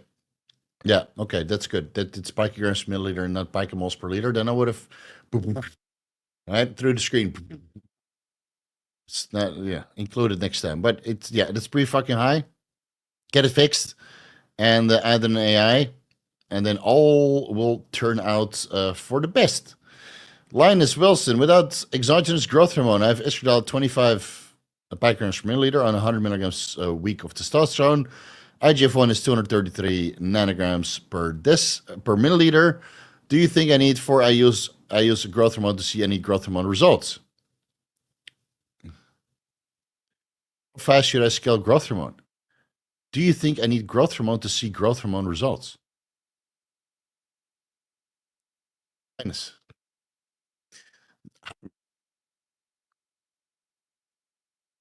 You would need exogenous growth hormone to see growth hormone results. How else are you going to get the results from growth hormone if you don't take it, right? Do you want to take all the amino acids, which I discussed in the growth hormone secretagogue deep dive, with all of the growth hormone secretagogues and then melatonin and GABA and whatnot on top? Go right ahead. Go right ahead. But you might get the equivalent of 4 IU's growth hormone, which is like 1/10 the price of this entire stack. So just go with growth hormone, start at 1 IU, then increase to 2 IUs 2 weeks later, then increase to 3 IUs 2 weeks later. And if the water retention and the edema and whatever is all manageable, right? You don't get carpal tunnel, you don't get moon face, Linus, right? You look pretty, you look so pretty in that picture, but right, assuming growth hormone results without taking growth hormone, it's a dead giveaway that something needs to change there. So scale it every 2 weeks with 1 IU, and then see where you end up. But yeah, you will not get growth hormone results without taking exogenous growth hormone. The fuck, man. Following up on the GHRP and GH question, my serum GH was only 22 on a serum growth hormone test, so I was wondering if it's just crap GH or GHRP6. Well, it depends on how much growth hormone you injected. So if you did a 10 IU shot 2 hours before, that's you're half an hour off for the highest time. And that might be the reason. Or your 10 IU vial is actually 8 IUs. That could also happen, right? Or 6 IUs. Or you pinned it sub-Q when you should be pinning it intramuscularly. Like 10 IUs in 1 milliliter back to your static order, injected intramuscularly in the shoulder exactly or approximately 2.5 hours before drawing blood. And if you can't do that, inject intravenously 2 IUs. I would only do this with pharmaceutical grade growth hormone, not generic GH, because you never know what's in there. You might get anaphylactic shock. But if you want to check the potency of your pharmaceutical growth hormone, for whatever reason, even though it's pharmaceutical, and if it's good supply chain, then it's legit, obviously. 2 IUs intravenously 5 minutes before drawing blood. So you pin it, you walk around, and you draw it, and then it should be over 100. Yeah, but nobody has the balls to do that. Even though those insulin syringes that you get for pharmaceutical growth hormone are so small that, even a tattoo artist would laugh at that. How to stay as healthy as possible running Anadrol. Liver support in the off season. Tutka or Utka, 250 milligrams for meals. N-acetylcysteine, 2,000 milligrams over the day. Plenty of hydration. You can take it sublingually to lower the liver burden. Make sure you keep track of your blood work parameters every month, and make sure you stay. Your digestion is good. You can take some ox bile to help digest the fats, right? You could take the entire dose before bed so it doesn't ruin your appetite, but you will always see diminished effect on your health. So you can stay as healthy as possible, but you will not stay healthy. That's why these compounds work. They detract from your health and give you muscle mass in return. Maybe Bayer's preparing a new, more powerful compound than Primo. Yeah, or maybe because Primo acetate is now being able to be prescribed in the United States and they lose their market share. That could also be the case. Like hormones for me, Ryan Root, through his compounding pharmacy in TRT clinic, is able to prescribe Primo acetate tablets. So why the fuck would people get it from Turkey or Spain for an insane markup when they can get it locally? From a doctor, no less. Jay, blood glucose test goes in BJ. Oh, okay. Yeah, the BP, the one of the affiliates. Testosterone goes in smooth like butter when I first open it, but by the time I'm 2/3 through the vial, I get terrible post-injection pain and swelling. Why? I have to draw a week's worth into a sterile vial. That's weird. Is it the high concentration one with ethyl oleate? Those I would avoid. That's why I didn't index them on the Control F source list. So if you take testosterone mix, that it's like 350 milligrams for 1 milliliter, that has ethyl oleate in it. So stick with the tried and proven conventional concentrations of testosterone, and this shouldn't happen. Or you're not swabbing the top correctly between every single draw, or the air that you're injecting into it is contaminated. And thus, in the beginning, you don't get any problems with post-injection pain or redness or swelling because the oil in the vial is not contaminated. But then you inject air into it that causes some of the air to contaminate the mixture, the oil, and now you're injecting this compromised oil. So if that happens, even if you transfer to a sterile vial, right, their air gets in there. So maybe you have to draw the air out and re-vacuum it. I think that Chase had some syringes on one of his videos. Let me see if I can find it. I've never seen that before. I'll link it down below if I can find it. He did like a week's worth of preparation in a sterile vial, and then he used some sort of special syringe that prevents air from getting into the vial. Where is it? Just go to his channel. I've never seen that before, so you'll have to ask him.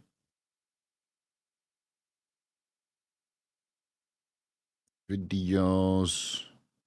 Yeah, cycle prep. Hello, my name is Chase, and I'm an avid steroid user. All right, it's linked down below. Give that a watch, and then maybe we can get some ideas from that. And ever Sam, I'm very used to the discomfort. Just anytime I get to a certain visible level of leanness, I always start to feel all those ill effects. I lost 200 pounds. I want to see if it's even viable for me. Yeah, just keep dieting and otherwise hire a coach to get that last little bit of fat off, because sometimes you can't do it alone. Sometimes you just need a little bit of help and get that last little bit of fat off. So, see what you can do, see what you can afford. There's plenty of good coaches out there that don't charge so much, and then just keep dieting, man. Keep shredding up. Well, you must be new here. We don't discuss that stuff. Come on, man. You know better. Coach, 150K subs around the corner. Any special event for it? I don't know. I'm only getting like 2,000 subscribers a month. It's slowed down quite a bit. Let me see, where are we now? 143,000, so 2,000 per month. 150,000. It's late, guys. I need the calculator. Yeah, maybe 3 to 4 months from now. Yeah. So this year we'll reach 150,000 subscribers. Yeah. Unless I start doing more shitty content like Austrian deep dives and disaffecting or no, Tismarellan deep dives, and then I'm sure I can grow a lot faster. Dan the man, what's up? Steve, got my wife half watching you, half watching the show Survivor. Okay. You should either watch this or Survivor. Well, Survivor kind of sucks, dude. I'm telling her the true bodybuilding prep is harder than the game show Survivor. We need Daddy Steve to make the final call. Hard, Survivor or prep. Watch bodybuilding prep, man. Bodybuilding prep is harder, but Survivor, they stuck all these people on islands, right? And then they have to figure out who survives the island. That's the show Survivor, right? Guess what they choose? They choose the most unstable, the most, the weak, the frailest, the most problematic people, so they can get drama out of it. Like Big Brother, for example, where they put all these people in a house and there was constant fighting, constant problems. Dude, if you put a couple Marines on the show Survivor, you would have no show, but all those guys would survive. And same for bodybuilders, man. Bodybuilders are kind of resourceful. They know how to suffer. I would say bodybuilding prep is way harder than surviving on an island. But bodybuilding is nothing compared to being in the military. Bodybuilding is easy compared to being in the military. That's hard. That's fucking hard. That's real work. Bodybuilding prep is easy compared to that. And being on Survivor, I know if you're a weak, frail piece of shit and you need that to make money, then well, you deserve not to have any steak or Twinkies for 3 months. These people can't go without their fucking iPhones, man. Can women use growth hormone for fat loss? What are the dosages and side effects? Yes, they can. And dosages are 1 IU to 2 IUs before bed. And the side effects are water retention and loss of money, because growth hormone is not free. Now, I'm going to assume that your girlfriend is in a caloric deficit, does her daily fasted cardio, and eats healthy. But based on your username and the currency that you're transferring in, yeah, I don't have much hope, so I'm not going to answer you in depth. Berberine helps my bowel move to counter the GLP-1. Oh, really? Interesting. I take berberine as well, but I can't notice that I have an improved bowel movement. I can notice that. So, but if it works, Joshua, by all means, man. If it works, it works. Hey, Puppy Steve, no question here. Just want to say thank you for all the knowledge you share, and shout out to the Vigorous crew. Fuck yeah, buddy, to Zeus. Cannons are getting better. I think this Follistatin, or this, what is it called? Epicatogen is doing something. Pretty dense. 600 tests. What the fuck? Look at this. Should put that on the shirt, right? Look at this shit. Look at this chest. Get this shit out of the way. Look at this. It's coming off the bone. Only 4 weeks back in the gym. Bring that microphone back. Hopefully the audio isn't messed up in the meantime. Look at this shit. Oosh. Oosh, oosh, oosh, oosh, oosh. Every time I come down the escalator, when women start looking at me, it's like oosh, oosh, oosh, oosh, oosh, oosh, oosh. And then they poke their boyfriend, like, look at this fucking idiot flexing his chest. But in reality, they're fantasizing about motorboating me. I know 100%. Women try to do it all the time, and I say, no, ma'am, I'm married. Only 16 likes? Really? Is it that bad? Holy fuck, dude. Must be a new record. I've been doing this 1 hour and there's 16 likes. If that's true, I'm gonna rage quit and call it a day. 101, 102. There's 102, man. Chill the fuck out. Chill the fuck out. It's myself. 105 likes. Yeah, but it's kind of pathetic with 330 people watching. There's only so little likes. It's too much work, man. I know. This community is fucking lazy sometimes. That's why they ask the same questions every week. Hey, Steve, what do you think about BBC 157? For fuck's sake, man. Just do your job and like the video and ask something interesting. Have you looked into mixing methylene blue with vitamin C? It breaks down the color and makes it clear. Yeah, so you donate an electron from vitamin C to methylene blue, or vice versa, and turn it into leucomethylene blue, which then has to be converted back into methylene blue in the body. So you lose a little bit of the antioxidant benefits, but I'll include that in the methylene blue deep dive part 2, because again, there were a lot of questions about this particular drug interaction, and I found like a laundry list of scientific evidence. Whether that's a good or bad idea. So personally, I would not do it. Just stick to the excuse me. Just stick to the capsules, dude. They're readily available. You don't need to take the powder. Just stick with the capsules. And if you want to take vitamin C, stick with the capsules too. Why would you even think about turning your tongue blue? What's the point? Does Mastron increase your blood cell count? Based on the scientific evidence that I've reviewed, up to 2,800 milligrams Mastron without any ester taken orally, no effect on red blood cell count in anemia patients. You can find it in the Mastron deep dive. Yeah. Daddy Steve needs the money. No, I don't need the money. Really. He's having a daughter. Yeah, I'm sure she will be expensive for sure. But I'm financially secure.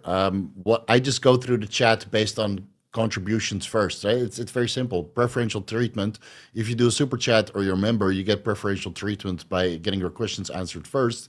And the donation amount also contributes to how long I answer that question, because sometimes somebody donates $50 or $100.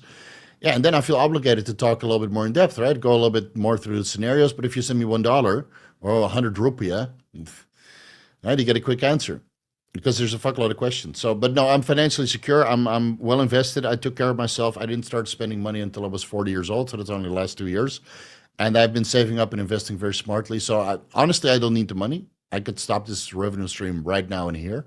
But any donation is always appreciated. And again, the more you send, the better your answer is going to be. That's it. That's how shit works. That's how shit works, man. Trust me, dude. You go to a restaurant, you go there every week, and you drop a nice fat tip, you'll see. You go to a sushi place. This is a good example. Go to a sushi place and drop a little bit more higher tip, and then go the next week and drop a little bit more higher tip. You'll see that by the third week, the pieces of sushi are overflowing with fish. It's like the rice is disappearing. It's like, you have a roll, right? But it's not a roll. It's just a nigiri, and the nigiri, instead of having a little dash of fish on top, the whole fish covers the whole fucking piece of rice, making it look like a sushi roll. That's how you get shit done in life, man. It's that simple. Money talks. So, here, $2. And a short question. Fat loss context, HIIT or traditional cardio? You can do both, but I would limit the HIIT to 2 sessions, 3 sessions at maximum per week of around 12 to 15 minutes per session. That's what you get for $2. High price Bitcoin increases my libido. Am I the only one? No, you're not the only one, dude. Like right now, Bitcoin is kind of trending, and Trump is massively failing with his announcements. You get the Trump pump and the Trump dump. Yeah, cryptocurrency strategic reserve, but we're only going to use seized assets. Well, end of March, global money supply 75 days later, right? I'm sure you guys know that indicator. So right now we're 86,000. We came down from, what was it, 110 or 108,000 to 86,000. It's a good buying opportunity, but once the shit starts mooning, boy, so will be my PP. And then it goes from flaccid 2 inches to a fully erect 20 inches, 100%. Right, 10% gains or 10x, 10x leverage, 10x leverage on the PP gains. Safest dose of Masteron for healthy HDL, 0 milligrams per week. Any dose of Masteron or any dose of DHT derivative is going to tank your HDL, unless you do your daily fasted cardio, you take your fish oil, you take your citrus bergamot, and you eat a good amount of healthy fats, and you have the genetic predisposition to not crush your HDL tremendously. Masteron, I don't think there was anything in scientific evidence regarding lipids. Again, there's like 79 studies or 80 studies on Masteron. People praise Masteron to be the next best thing, but based on 80 studies, conjecture galore. Go read There's more studies on Trembolone, but not on humans. There's more studies on Trembolone, and you know, we know exactly what to expect from that. If you want something healthy, use test at therapeutic dosages. And then there's risk to reward. Fernando, thanks, Daddy Steve. Is that the emoji? Really trying my best at living the lifestyle since I got fat after getting out of the military and was beating myself up over it. Here's another cigar puff on me. Okay, cool. Yeah, that's at least 3 puffs. So if you're down on your luck after getting out of the military and you're beating yourself up about it, don't beat yourself up. Shit happens, dude. I've been fucking fat and lazy and obese and, well, not obese, but like when you look at yourself and you're like, fuck, how the fuck did this happen? I had that in December. I came back from New Zealand. I looked in the mirror. I came back and I was like bloated from the flight. I must have been 125 kilos. It was not pretty, dude. Ankles, edema, face all around. I was swole though, but it was not pretty, dude. Not a single vein in my body anywhere, including my penis. And then you're like a little bit disappointed in yourself. You're like, how the fuck did I let this happen, dude? And you know what? The next day, after a good dump and a shower, you go to the gym, you do your cardio, and you get started. Because all you need is 30 days, man. All you need is 30 days of discipline. And I know I stole this from Bold and Determined, but it's true. You just need to commit for 30 days, and then it's your new set point. It's your new way of life. You're so used to this daily fasted cardio and cooking your meals and going to the gym, and then it's just a matter of time. Because I've been regimented now since January 1st, and now we're in the middle of March, and I've a line in my lower back, and I started to get lines in my glutes again. And, you know, my lower chest is getting separated, and right, these arms are detailed. This is not this detail. I didn't have this hole like 3 months ago. Here, look at this, how deep this hole is. I mean, you can finger the fuck out of it. All right, it's pleasurable. Getting really... What about the other side? The lighting is not good. It's a blue moon, so you can't see. This lighting is better. Where is it? Yeah. So this kind of stuff, it just takes time, man. You just have to keep going.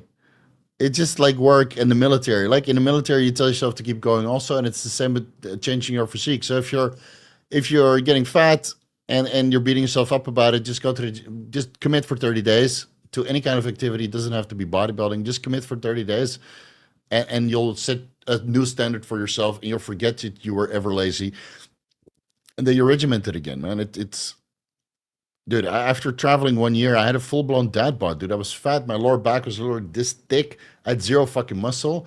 And then I got into the gym, and within 2 months, I looked like somewhat of a bodybuilder again. So you just need to commit, man. Don't feel bad about it. You'll feel you'll hate yourself for hating yourself.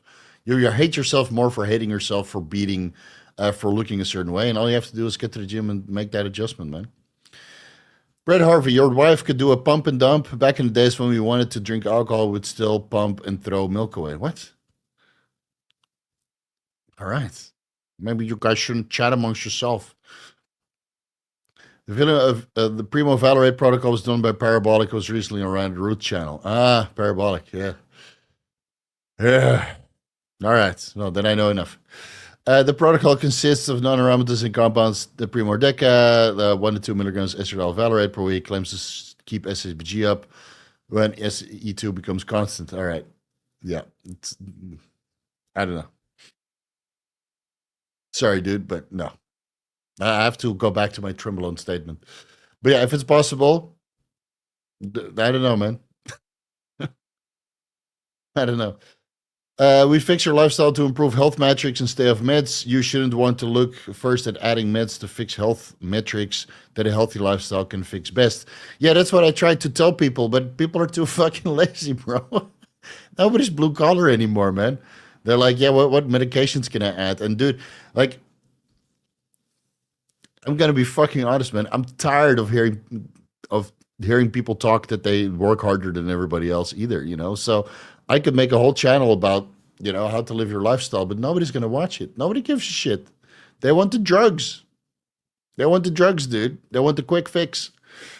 So at one point, I'm just gonna assume that everybody lives the lifestyle, and if you don't live the lifestyle, that's on you, man. That's on you. It's not my fault. And you could fix yourself by living the lifestyle. Does the cardio have to be fasted? I do 30 minutes cardio daily, but not fasted. At least you're doing daily cardio then. But if you're not healthy by doing that, then maybe you need to do it fasted. Does the suspension pre-workout compared to Anavar and Anadrol? It's a little bit different. Yeah, but it gives you nice pump, nice fullness, nice aggression in the gym. Both a lot of post-injection pain, though. So get ready. What dose should be equivalent to 50 milligrams Anadrol or 40 milligrams Anavar? 50 milligrams testosterone suspension, give or take. Keep in mind that testosterone suspension aromatizes into estradiol crazily. So as soon as you inject, it starts aromatizing. And then that 50 milligrams testosterone suspension is maybe 30 milligrams by the time you're through your workout. Also, does test suspension help with erections? At what dose? DHT cream on the penis works, but testosterone suspension, when you take it sublingually, yes. With injections, I never noticed that. No. I have some DHT powder and testosterone powder that I might occasionally take to heighten my libido. That works very well. But with the injections, I never noticed that. But then I'm in the zone going to the gym and trying to rape the gym a new or tear the gym a new asshole. So the erections and libido is the last thing on my mind. I can never tell if Linus is serious. Yeah, half the time I can't tell either. Sometimes I'm wondering, like, the cholesterol video is 4 years old. Still viable? Yeah, it's still viable, man. There might be some new information out there, but again, if I go through, there's a lot of videos I need to make before I get to how to keep your lipids in range and how to resolve your acne and how to solve your gyno, right? So there's more pressing videos that I need to make.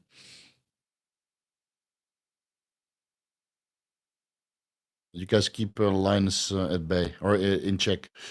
No question, just loving the content you give us. Been watching for years, changed my life. Cheers, bro. Thank you. Thank you. I thought with all the rants today and all the clusterfucks of rambling and swear words, I thought you guys already unchecked. But there's more people in here than ever. 223 people. Holy moly. And 3 super chats already just saying thanks, which I highly appreciate. Thank you very much.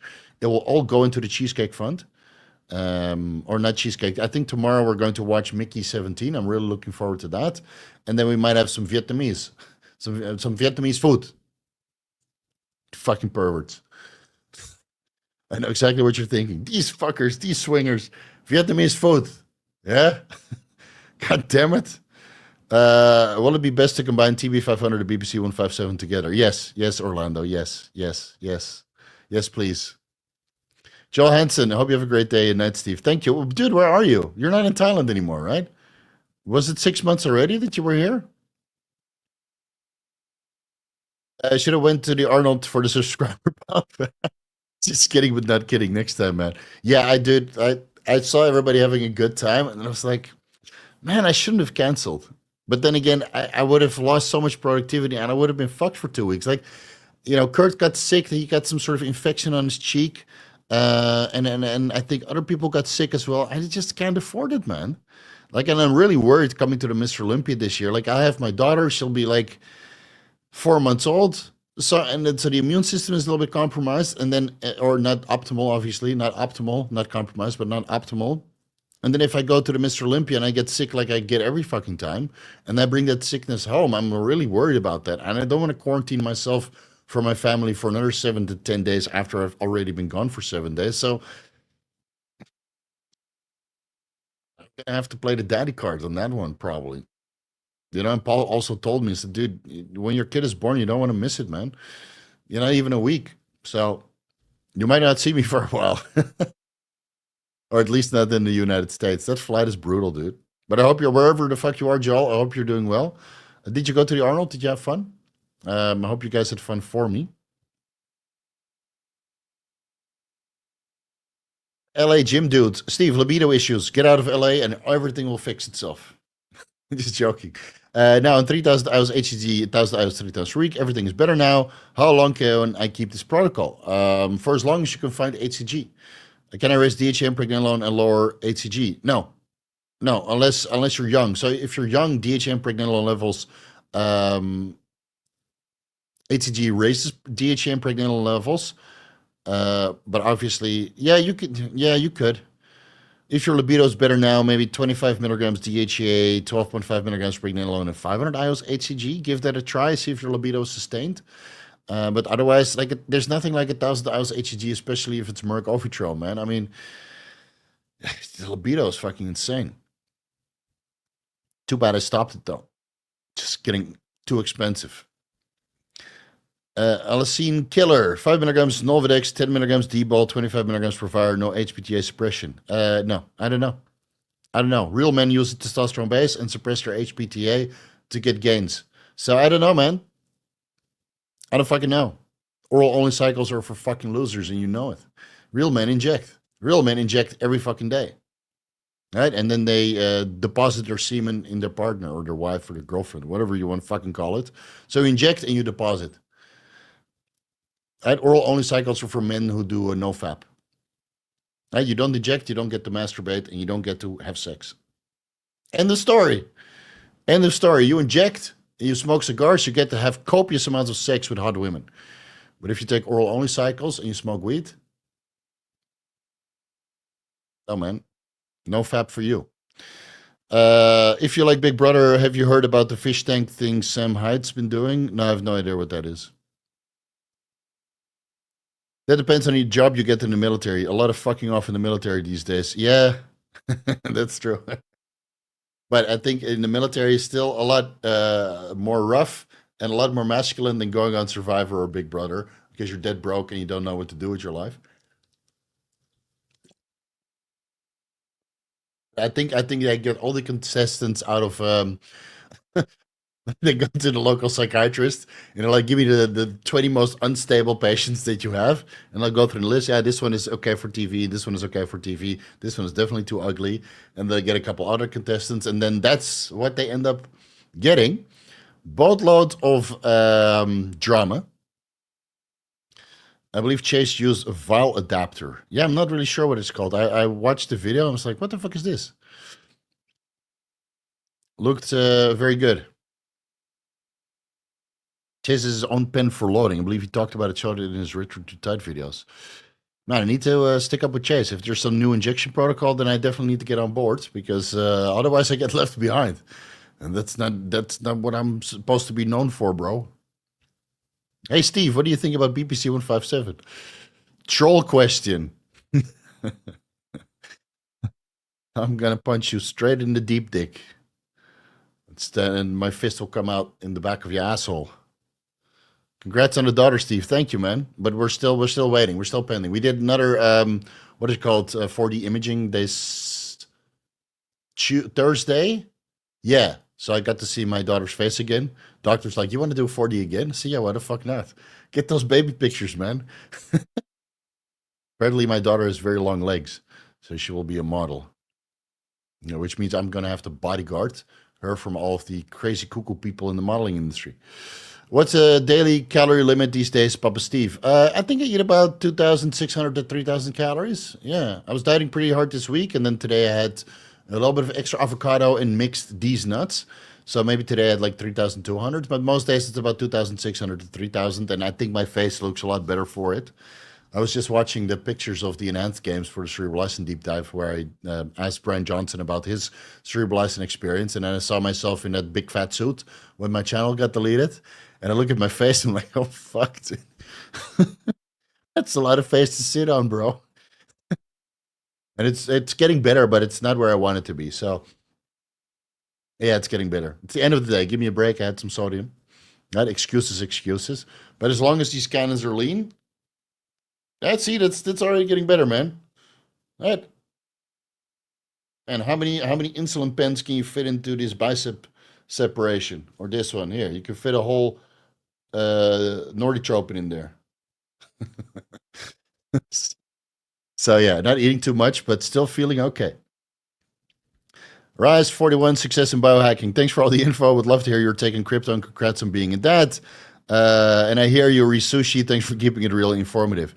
So right now, I think like if you go with the global money supply, like the last couple of cycles, if you do an extension of the global money supply, the M2 global money supply, 75 days later, when the global money supply peaks, Bitcoin tends to bottom and vice versa. So when the global money supply bottoms, then Bitcoin kind of peaks 75 days later. You might be a couple of days off, but it's usually a good time to start laddering out. And then it fucking consolidates. So if you go with the latest trend, then, oh, let me see. I think it's the end of March. So we might just consolidate downwards, just like we consolidated for 6 months, before the bull market kind of started after Trump was elected. And then when he took office, so we had a buy the rumor, sell the news, right?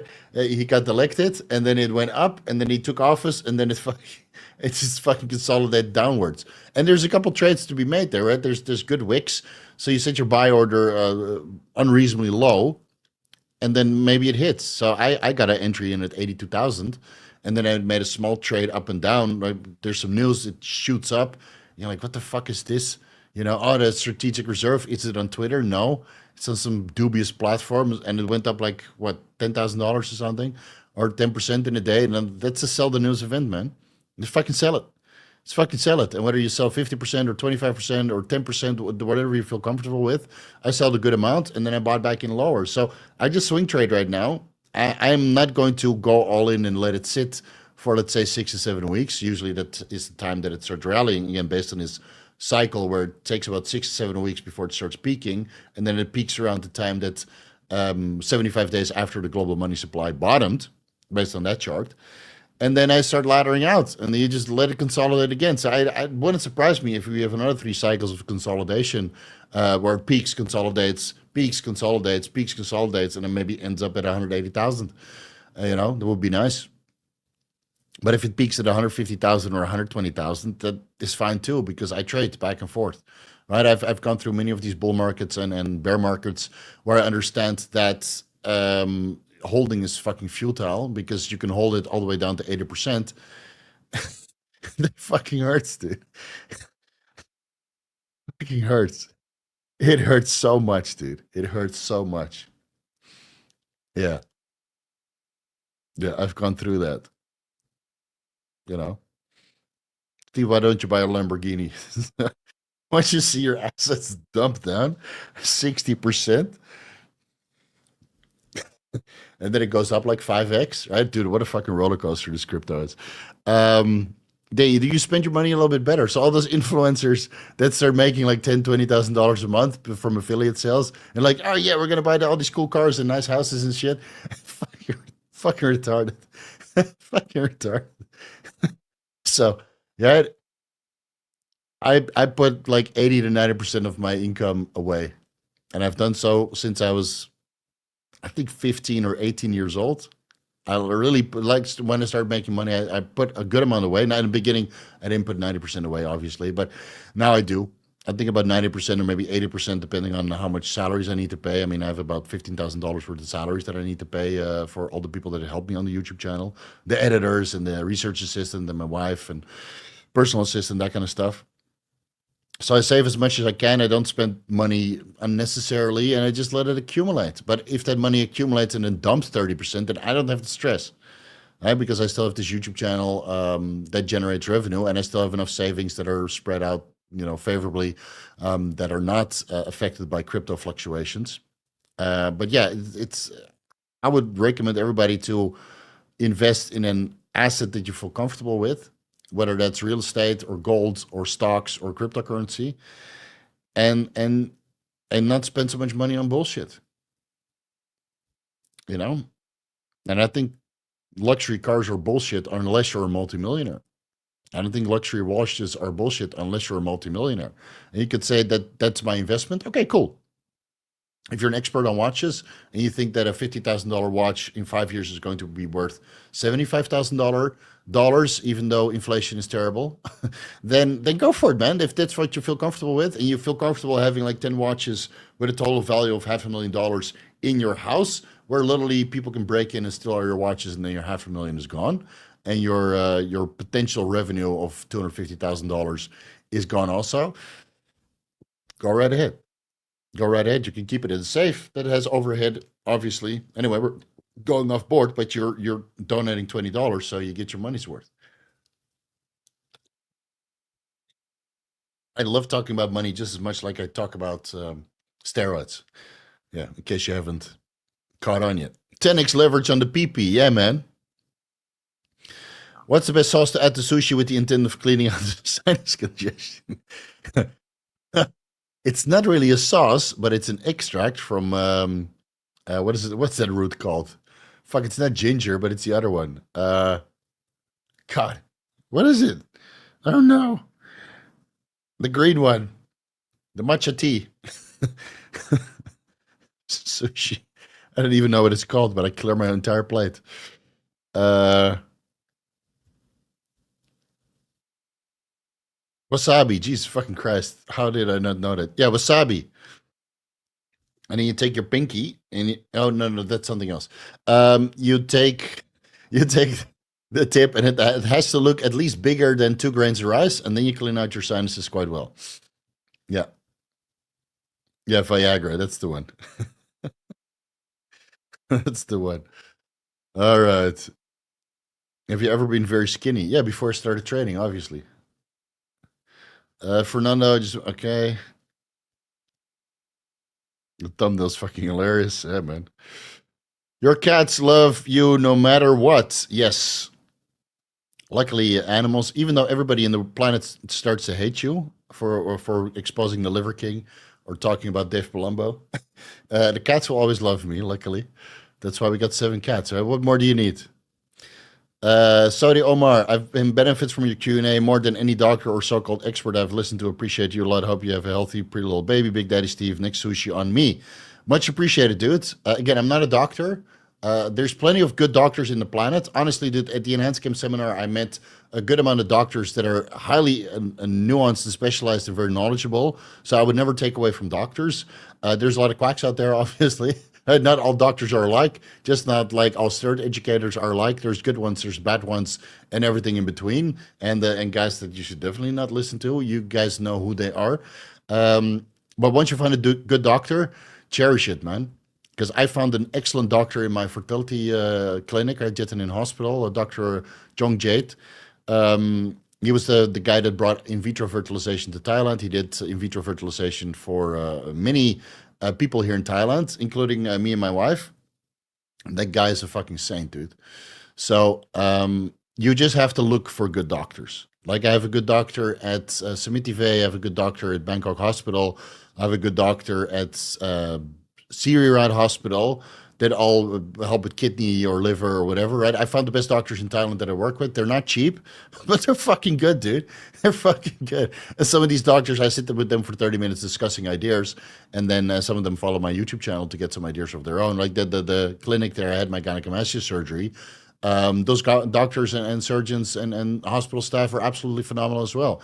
So general practitioners, but specialists, dude, honestly, they deserve all the blowjobs in the world because they can change, they really change lives. So please don't detract from doctors in general, but you have to go look for them just like you have to go look for steroid educators because, well, not everybody has the experience and the know-how to really make life-changing protocols or surgeries done. I'm running 12.5 milligrams Aromacin wife per week. Okay. 12.5 milligrams of Robinson per week. HCG only 300 milligrams every other day. I'm sure you're meaning international units, not milligrams. I'm guessing my estrogen just got a big old boost. I guess so. I'm losing a little bit of context here, but if you say so, bro. Now, let me go to the bathroom real quick. I really have to go now. Second, guys. I'm about to explode.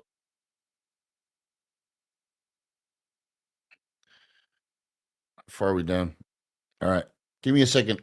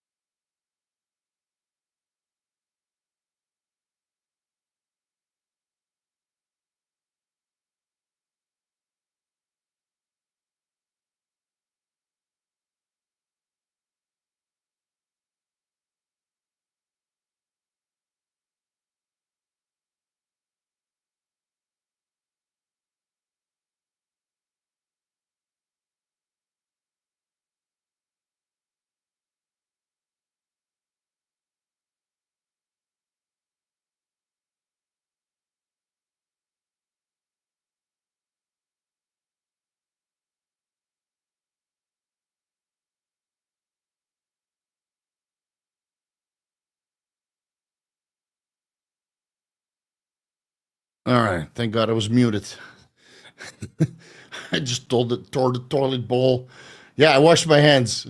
Fuck you. Fuck you, Jane Waterhouse. Yes, I did. It's gonna go Bathmate. No, I've done the protocol, and my wife asked me to stop. She begged me to stop, bro. I was like, "What the fuck is it? What am I supposed to do with that?" Where are we? Missed a lot of super chats. Uh, at current quests. Where was I?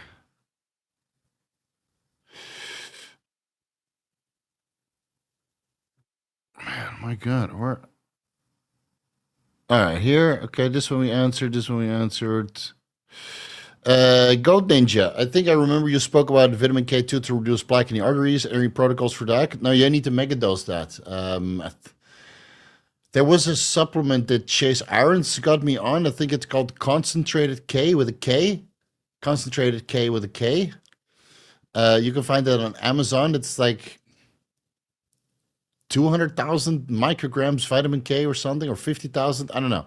And then you run 2 tablets of that per day, and then can reduce plaque in the arteries. And then you need to combine that with nattokinase, serrapeptase, and lumbrokinase. But cookie cutter protocol can be a little bit dangerous because all of these compounds obviously alter blood clotting and can lower hematocrit. So start low, build your way up, and then take it from there. There's no cookie cutter protocol for that. Joshua, subscribers and super chats get priority response. Yep.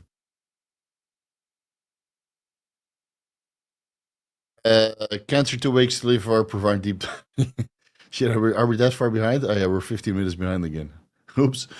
I'm at 200 milligrams test per week. Thinking about adding Sermorel into my TRT protocol. What do you think? I love your channel. I think you should use the timestamps and get back a little bit earlier about my explanation about growth hormone secretagogues, but I'll give you a short answer. Sermorelin, Tesamorelin, and Ipamorelin are useless if you're on TRT, because if you're on TRT, you're old.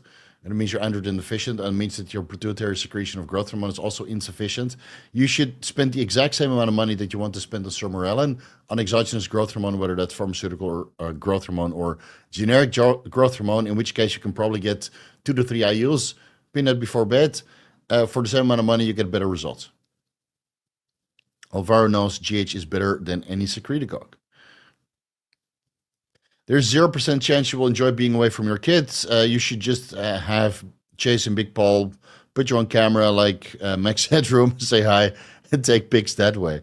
Yeah, that would be funny. Just get a 4K live stream call in, and then people can post pictures next to me.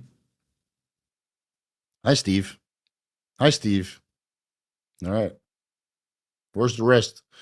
Thought experiment. Would you expect any more synergy of DHT annotate with growth hormone and just more tests with growth hormone? So I'm not sure where to get DHT annotate. I wish somebody would told me. There was some synergy between DHT regarding growth hormone secretion, but if you take exogenous DHT and growth hormone, then obviously endogenous secretion is going to be suppressed from the elevated IGF-1 downstream. And I'm not sure if there's synergistic effects besides the DHT increasing growth hormone secretion endogenously. So I think that was the pathway or was DHT suppressive on growth hormone? There was an effect. Not sure which one. But yeah, you probably get a better result for combining tests with DHT and growth hormone than test and growth hormone alone, or DHT and growth hormone alone, because you have 3 different compounds which all potentiate their unique effects compared to 2 compounds. So in many cases, more compounds, albeit in low and effective dosages, which has some sense to it, obviously, makes sense to,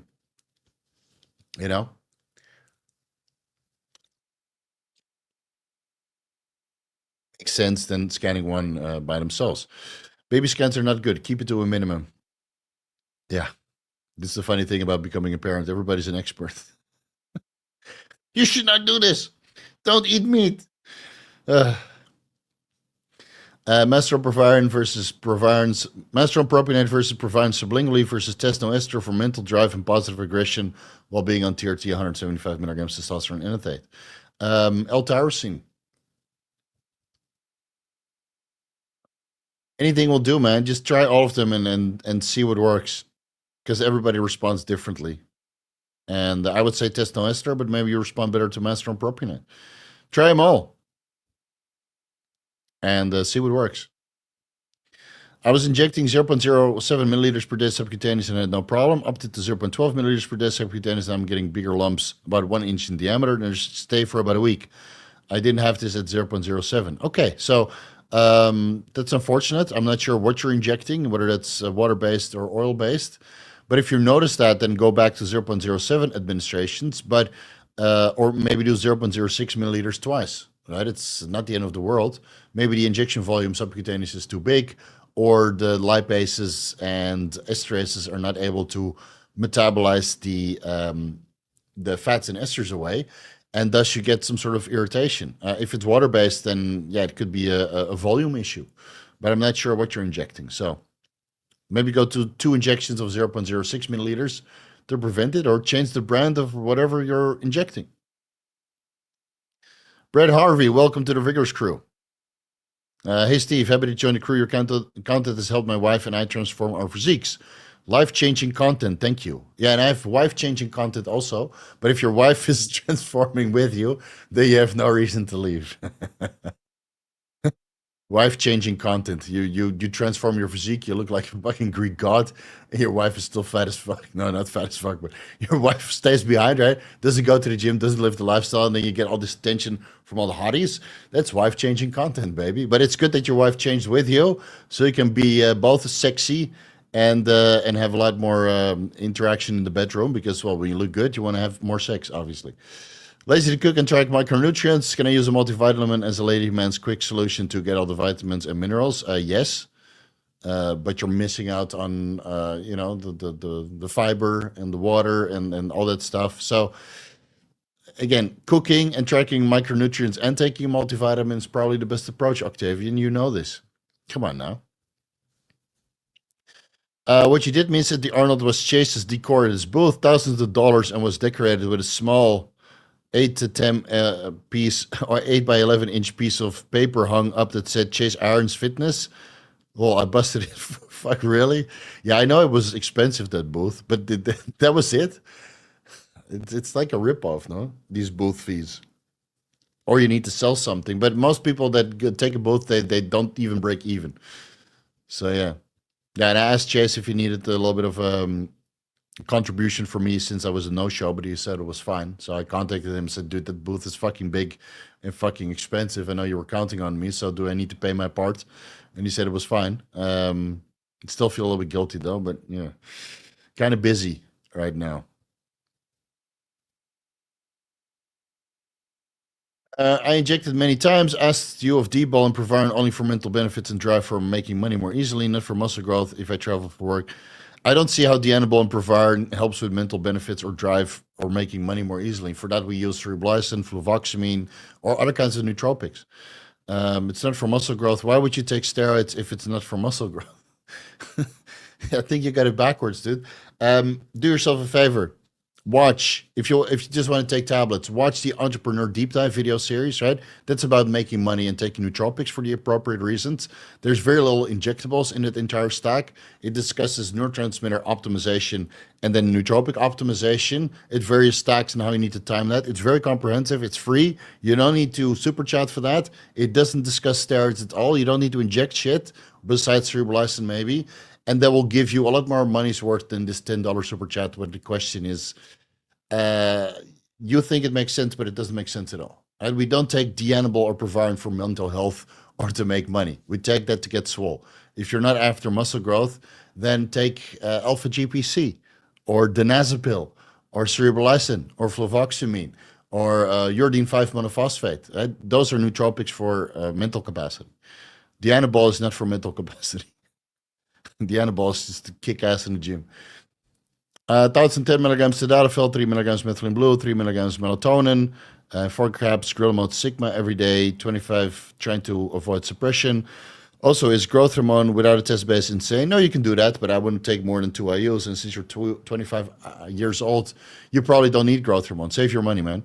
Lost 2 inches off my waist just by adding the tadalafil, so thanks. So yeah, tadalafil, some people can increase aromatase enzyme expression, but most of the scientific evidence shows that tadalafil lowers estradiol levels and keeps testosterone levels a little bit the same, or maybe increases it slightly. Methylene blue will help with energy levels, obviously. Melatonin before bed will help with sleep quality, and Grillamode Sigma 4 capsules per day should help with testosterone synthesis as well.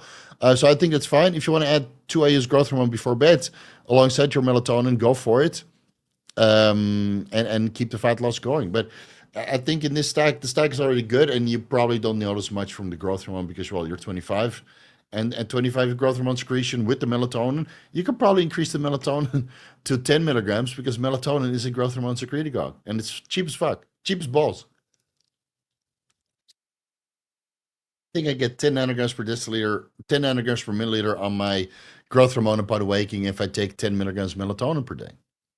But I can't take it. It makes me depressed. If I take it daily, I'll take one tonight. I need my sleep. On methylene blue, 5 milligrams daily. Do I need to worry about fertility health while on it? No. So I did the research. If you follow the description down below, you go to the addendum live stream video. In the comment section there, in the pinned comment, I already reviewed all scientific evidence regarding methylene blue on impairment of fertility parameters. Yes, methylene blue acts as a spermicide, right? Reducing the motility of sperm from, let's say, 93% to 0. But that's by adding methylene blue to your semen sample. So if you take 10 milligrams methylene blue orally, based on your body composition being about 50%, 60% water, 70% at maximum, the concentration of methylene blue is so low that it might act as an antioxidant, which I also found scientific evidence for, albeit from a Russian study that's not fully translated. Again, I just did 30 minutes of research and posted it in the comment section. I will include it in the deep dive part 2 video and then do a little bit more analysis.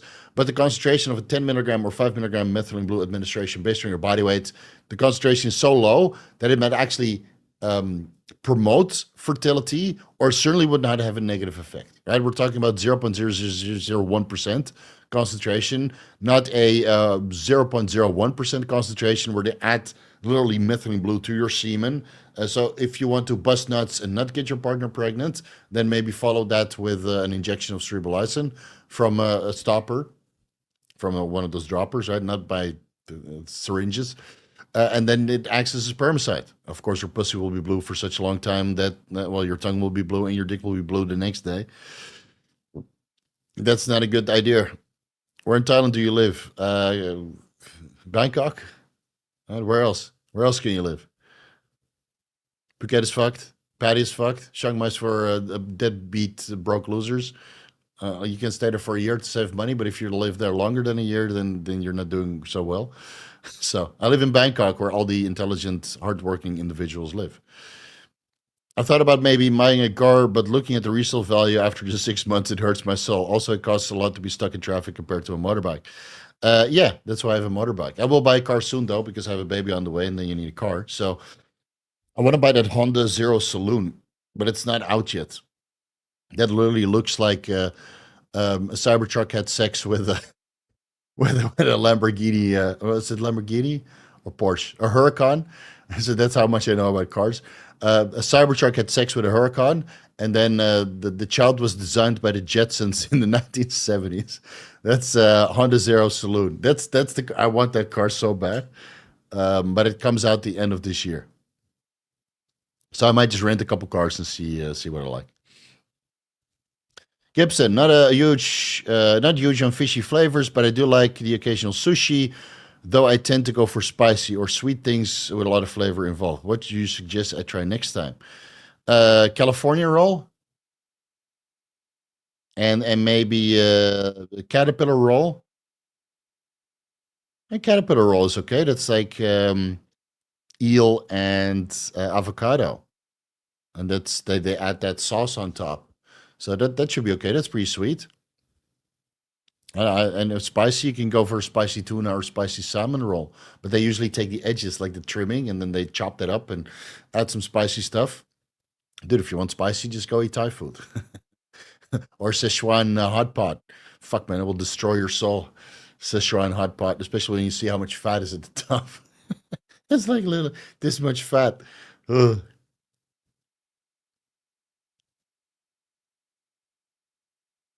I think Side is talking about those exercises that PhDs call themselves doctor and tell you not to do hammer curls. What, hammer curls is now not anabolic anymore? What the fuck? You want to know how I got this shit? This?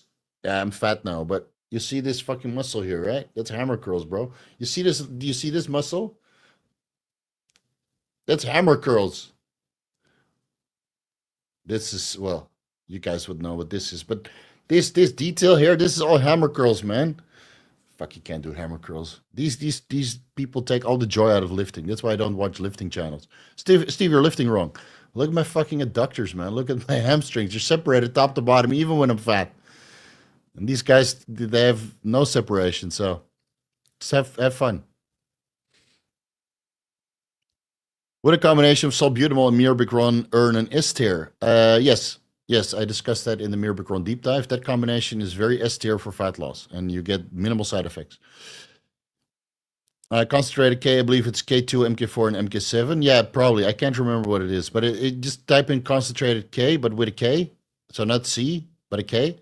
It started in the beginning. Only two Ks, not three. Right? That's blasphemy. But two Ks, start and finish, and then you type that into Amazon, and you'll probably get a search result back, and then you purchase that. One capsule in the morning, one capsule in the evening. Just how sustainable of androgen receptor upregulation do you believe injectable L-carnitine provides? Yeah, it's, the two studies that show that L-carnitine, that was oral L-carnitine L-tartrate. I don't think that there's scientific evidence for injectable L-carnitine increasing androgen receptor upregulation. That was also in the context of training. So, and I think those full publications are not available. Now, L-carnitine has a bottle of other benefits, right? So, if you get some sort of androgen receptor upregulation, which you will also get from exogenous steroids, obviously, and zinc and sexual monoamine globulin receptor complex and all that stuff. So you have to optimize multiple pathways to get the most amount of anabolism out of it. The injectable L-carnitine helps with cognition, right? I take it every morning and then I feel literally that my brain opens because I'm also on a ketogenic diet, because L-carnitine is a building block for this shuttling of medium and long chain triglycerides into the mitochondria for energy production. And since I'm on a ketogenic diet, and I'm always in a little bit of a fat state, right? Plenty of fat floating around in my bloodstream, whether that's short, medium, or long chain triglycerides. The L-carnitine helps with absorption, and thus after 500 milligrams sub-Q, I feel literally that my brain opens up and then I can get to work. Yeah. So that's why I take it. Where'd you get that shirt? Rakuten. I'll link it down below. It's from Japan. It's a pain in the ass to order it. With me, nothing comes easy, man. Steve, where do I get? No, it's not easy. You can order methylene blue easier than you can order these shirts. $70. I gave 10 of them away at the Mr. Olympia. Yeah. Which other influencer does that? Give shit away. $700 I gave away. Well, I give plenty of shit from you guys. So, right? The favor is returned.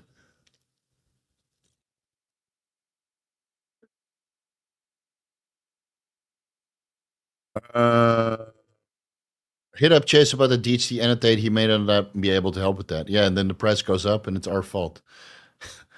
How did you get into coaching entrepreneurship? Entrepreneurship, I've always been in there since I always found a way to make money, man. And whether that's working for myself or for somebody else, I always made sure that I milked as much revenue out of what I was doing, because money opens doors, and it's not about using that money to buy stupid shit. It's just about having the possibility to say fuck you to people when you don't need money. It's very easy to say fuck you, right? I get podcast requests and I get sponsorship offers and all that kind of stuff because my platform is pretty big and I'm well respected generally, not by everybody, but generally. So I get plenty of offers, and since I have money also not coming from this revenue stream, I can just say no. It's great, dude. I say no, fuck off. I don't need your business. Get the fuck out of here. So I can be very selective, right? That's why I don't. Did you see any integrated ads in this YouTube channel? No, right? I don't need to. I don't fucking need to. I don't need to make $2,000 or $5,000 from an integrated ad. There's no need for that. So, and how I got into coaching, well, I started helping people, and I was good at what I was doing, so they started paying me for it. And then when I started filling up, I charged more money. And when some clients dropped off and it filled up with new clients, I started charging more money when I got tired of doing more than 50 people. So step by step process, right? You learn more on the job, and then at one point you price yourself out of the bodybuilding space, and now I charge $2,400 per hour, and I still get it, which sounds fucking insane. I'm probably the most expensive bodybuilding coach, or the most expensive person in the space. Like, I think before Derek stopped doing consultations, he wanted to focus more on YouTube. I think he was charging 2,000 per hour, and then Cars and Entrepreneurs, I think he charges $3,000 per hour. And it's not that I'm a greedy motherfucker, but it's by necessity, man. On the previous increment of, what was I charging? 1.5 times less. I usually increase it by 50%, 2,500, yeah, about $1,600. I was doing like 2.5 hours to 3 hours a day with personalized advice by email on top. I was sometimes on the phone and doing emails for 4 hours a day, and I was like, "Fuck, man, I can't keep doing this." And then you see the quality of my YouTube videos just went down because I didn't have time for research. And now with a kid on the way, I figured, you know what, I preemptively need to increase my prices again to lower the workload. So now I have maybe 5, 6 hours a week of consultations, and then maybe another 2 hours of personalized advice by email, right? I know I'm not the cheapest, and I offer you guys plenty of alternatives like Dr. Dean St. Mark or Kurt Havens or other guys that I have on my YouTube channel that are significantly more affordable for consultations or email advice. So by all means, right, if it's too insane price for you, just go with somebody cheaper, right? It's a free market. You can go wherever you want. But um, how do you say this? For the demand that I had, the previous increment of price is just too little. And now increasing the price to this range, filtered it out to a way that I can do a ton of research, as you guys can see from the quality of the deep dives recently and the amount of videos that I produce. And I still have time to spend time with my wife, which is great, you know? So, but it takes years, man. It takes fucking years. Like, I've been self-employed for 15 years now, or 17 years. And yeah, in the beginning you make maybe $1,000, and then later you make $1,000 a day. $1,000 a day. Yeah. Yes, motherfucker. Yes. Yeah, but it takes time and a fuckload of work. I still work 6 hours a week. It's Saturday night, 2 o'clock in the morning, and I remember I made an Instagram post about that not too long ago. People are like, "Oh, why are you working Saturday morning at 2 o'clock in the morning? That's not a flex, motherfucker." Yes, it is. It is a flex, because how many people are doing that? You should work smarter, not harder. No, no, you lazy piece of shit. You broke, deadbeat loser. You need to work hard and smart. Hard and smart. Why would you work less when you're making money, when you can work a little bit more and make more money and retire early? You know, I fucking get it. People are so weak and lazy and pathetic nowadays, man. I'm not talking about you, Matthew. We're just talking about people in Instagram. Um, really, man, I don't get it why people are so complacent. You know, I said myself, my parents divorced when I was 15. We were fucking dead broke. I had no money. I couldn't buy proper clothes. I had, and then you're a year younger than everybody else. So everybody picks on you. It was not a fun period. And I vouch for myself. I was never going to be broke myself. I was never going to be broke. I worked my way up as a financial business consultant. I did very well financially as a financial business consultant. So let's see, inflation calculator, euros.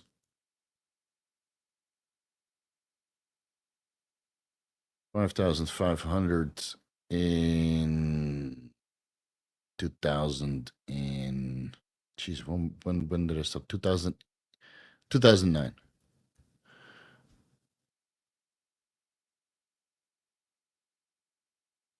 What? This inflation calculator doesn't work. Oh, 2000, not 2,900. So what I was making back then is about the equivalent of $7,800 now, but I was 26. So with the price increase, I think I would be making about $25,000 now if I were to continue that job as a financial business consultant, assuming that, I would stay in tech. So that's cute. $25,000 per month is cute, man, compared to entrepreneurship. You can do so much better if you're self-employed, but you have to bust your fucking ass. Deal with all the bullshit.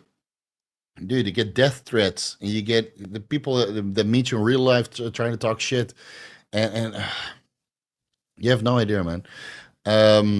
People picking on you for the smallest little mistake or things that aren't even mistakes, but they say that you're ugly and your nose, that kind of stuff, right? So entrepreneurship, especially on YouTube, where you put yourself out there publicly for everybody to judge and see, yeah, it's not easy, man, but it also has a high reward. So high investment, high reward. All right, I hope I answered your question. Yeah, I think we answered that. Yeah, Saloon releases in 2026 or 2027. So might just rent a car or get some other piece of junk and then buy that one. Gibson, 500 micrograms SLU PP332 orally versus 500 micrograms SLU PP332 injectable. Costs almost double, so is there any real benefit over oral? I've never used the injectable. I heard other people swear by it. But if it's um, double the bioavailability allegedly, but it's also double the price, then you spend the same price for 500 micrograms oral SLU versus 250 micrograms injectable SLU. You spend the same money, you get the same results. Why go with the injectable route? I don't know, man. I haven't tried it. I mean, people are injecting 5-amino-1-MQ now. People are injecting YK11. I'll give that a try soon. But I haven't tried it myself. I think the oral bioavailability was pretty good. I mean, I ran up to 750 micrograms SLU PP332 with MOTC and methylene blue. I'm off that now. I'm only using the methylene blue because SLU PP332 and MOTC might affect metabolism to an extent that the Follistatin experiments are no longer valid. I just want people to stop complaining about me doing such polypharmacy all the time. So the cycle is pretty simple. Test and what is it, epicatogen and methylene blue, because I like that. I keep that in. Fuck you if you don't agree with it. So give it a try, man. See what's the most feasible to you. Keith D, I'm on 7.5 milligrams per week. Tirzepatide at 30% body fat down from 40%. Do you think I should lower my body fat more before I start TRT? Yes. Yes, yes, yes, yes, yes, yes, yes, yes, yes. Yes, get down to 15%. So just keep going, bro. Keep going. It's your outcome of TRT will be much better if you start at the lower body fat levels. Now, if you're eating like a fucking asshole, which you shouldn't be doing, right? Like tirzepatide is suppressing your appetite so much at 7.5 milligrams per week, which is pretty hefty dose. It's suppressing your appetite so much that you're losing muscle mass because you're not eating enough protein. Try to address that first by eating more protein, going to the gym, still training, right? If 7.5 milligrams tirzepatide is making you nauseous, and you can't train hard and the dose is too high and go to 3 milligrams per week. That's why I feel best when I run tirzepatide. So I can still train hard and not get nauseous when I do heavy leg presses or reverse hyperextensions where your stomach is pressed into the bench, and then you're basically flying your glutes and adductors and hamstrings up and down with a good amount of weight. All right, so maybe lower the dose with tirzepatide if it's affecting your muscle mass. Make sure you eat enough protein and train hard. And if your testosterone levels are low and you're 30% body fat, then I would start with low dose TRT with daily microadministrations, which I have a fuckload of videos about. But you need to do your blood work because you'll get a lot of aromatization. Make sure you keep your estradiol levels in range. Make sure that you address sleep apnea if you have that, because at 30% body fat, 40% body fat, you probably have sleep apnea to a certain extent. And then the TRT is going to make that worse. So if you want a positive outcome of TRT, Get your body fat levels down to 15%, 12% ideally. And if you have to start now because your muscle mass is decreasing and you're androgen deficient to a certain extent, then do your blood work frequently, check your blood pressure, and make sure you have a firm grasp of what's going to happen by watching all of those TRT videos. You just have to type in TRT or testosterone replacement, and you get a fuckload of videos, man. Yeah. Show us the chest, Steve. I said healing. Jesus Christ.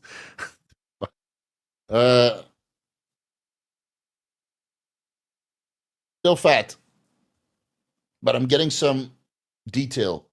So give me some time. Still chunky, man.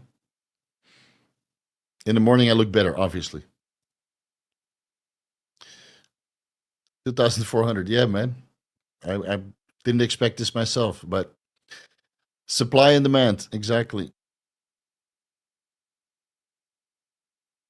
That means technically Steve just gave us 4,000. Yeah, exactly. I could be doing consultations right now, you know? So, and I make what, maybe $200 or $300 worth of super chats and AdSense and members for each live stream. So, yeah, like my wife always says, these guys will only appreciate it once you stop. Till that time, we just keep going. But yeah, the live streams might be a lot less when I become a dad because baby time comes first, guys. So enjoy it while it lasts. You go to school with this. Yeah, I have a university degree, man. What the fuck? Of course. You will never meet a hater doing better than you. Yeah, true. It's always the guys that are chopping at your heels, man. That's why you just get a laugh. How big is it? 10 inches.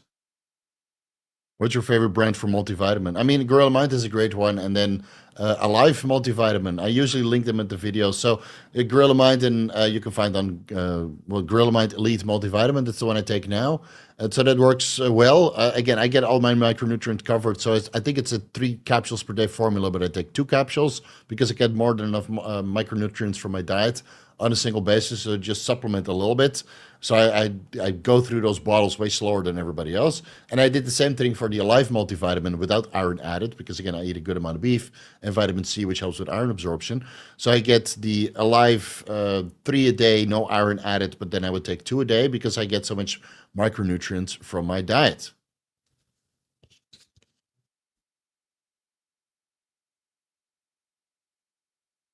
All right, now we're 2 hours and 15 minutes in, and the super chats are still going. It's not my fault. It's not my fault. People say Primo doesn't have any mental benefits. I know I get a little bit more aggression on Primo. I'm not sure if that's a benefit, but I'm an irritable motherfucker unless I take an SSRI. So, you know, I test them usually good though. I'm in a pretty fucking good mood now. Yeah. This live stream has been a major motivation for me. Thank you for the time so far. Yeah, sky's the limit, man. But you just got to work for it. And you know, the people who don't succeed are the ones that gave up along the way. Because if you see me now, like, oh, Steve's doing really well, and blah blah blah blah. He's got almost 150,000 subscribers. I started with 1 subscriber, dude. One. One, and then I had to grow this channel, and even then, sometimes it's frustrating. Like now, I'm getting 2,000 subscribers a month, which is pathetic. It's slow as fuck. And then you see Johnny Bravo making all kinds of trash content that people love to see. 350,000 views per video. Like fuck, dude. How? Why? I don't get it. But that's the life I chose. And then again, I'm sure I'm doing better financially than most people in this space.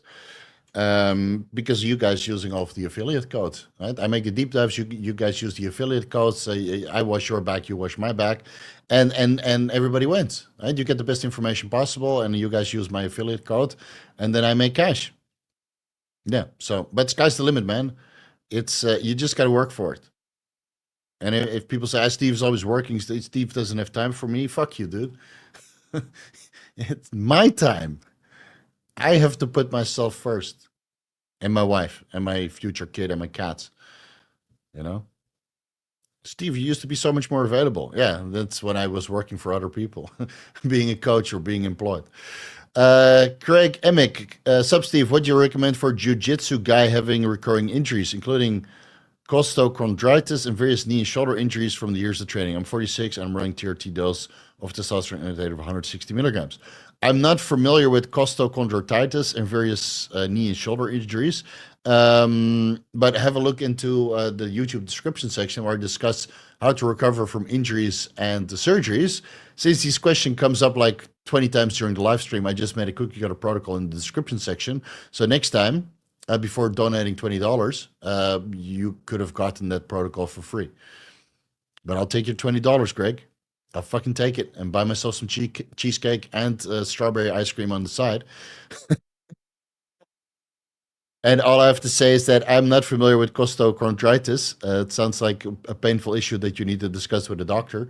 And if you have various knee and shoulder injuries, then well, take a break from jiu-jitsu and start doing some bodybuilding, because contact sports will ruin your physique.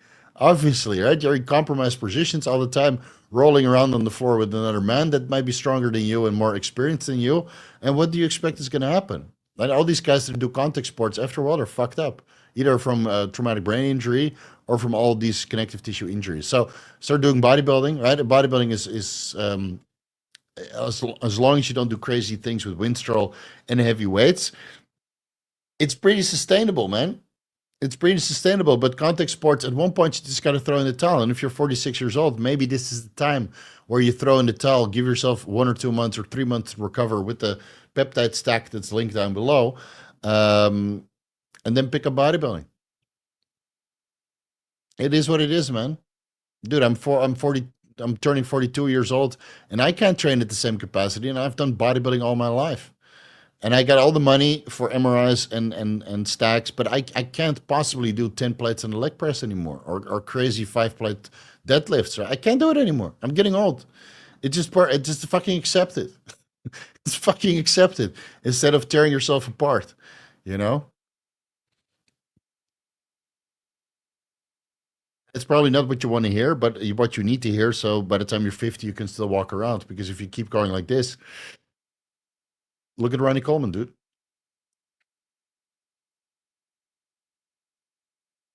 MB2K.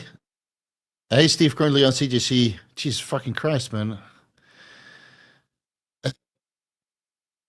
How long does that take to clear the drug test roughly in 3 weeks? I don't think that there's established detection time for growth hormone secretagogues. I've never looked into it. For MK677, I don't have that here. And IGF-1 LR3 should clear from your system in about 7 days, but just do 2 weeks to play it safe. MK677, I don't know off the top of my head, and I never looked into the detection time of growth hormone secretagogues because, well, growth hormone secretagogues are not Vigor Steve approved. You know, and when you have access to growth hormone with a detection time of 2 weeks, you know, next time use growth hormone, 2 weeks. I watched the Anavar video a bit. The impact on estradiol wasn't covered. Yeah, because there's no impact on estradiol.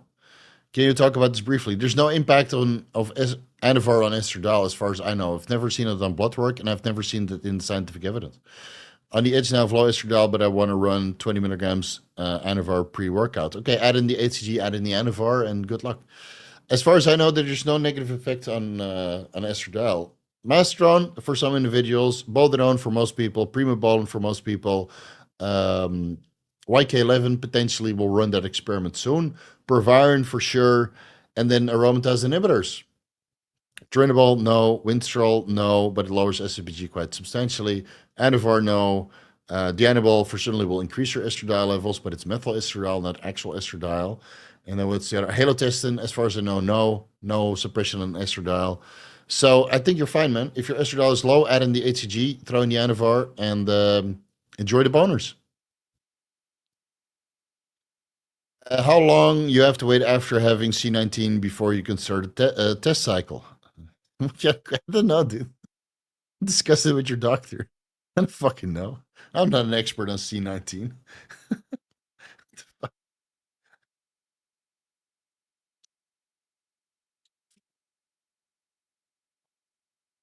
But no, dude. But watch the Cerebrolysin and Methylene Blue deep dive, where C19 potential treatment protocols are discussed.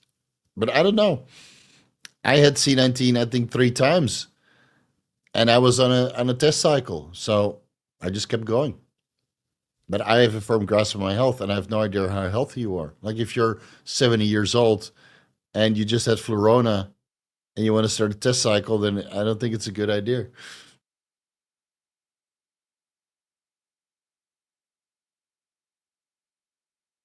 All right, let's answer a couple more questions for 5 minutes, and then I'm out of here because it's 2:30 in the morning, bro. Dan, I was send a super chat even if it's about my wife as a survivor. Yeah, Dan, but I remember your username because I know you in person. So you don't have to super chat me every time, bro. I'll see your username and then I'll address it. Or just sign up as a member. $10. I'll see your username for sure.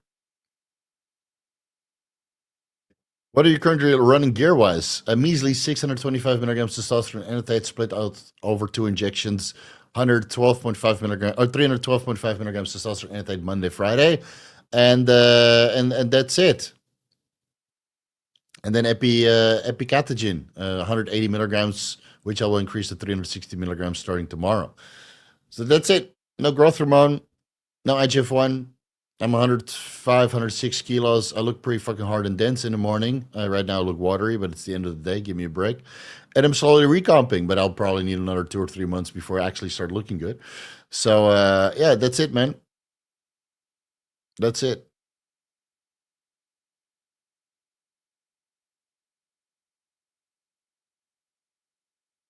Let's see. Jesus Christ. Sometimes these questions, I'm like, you must be new here. You must not watch any videos.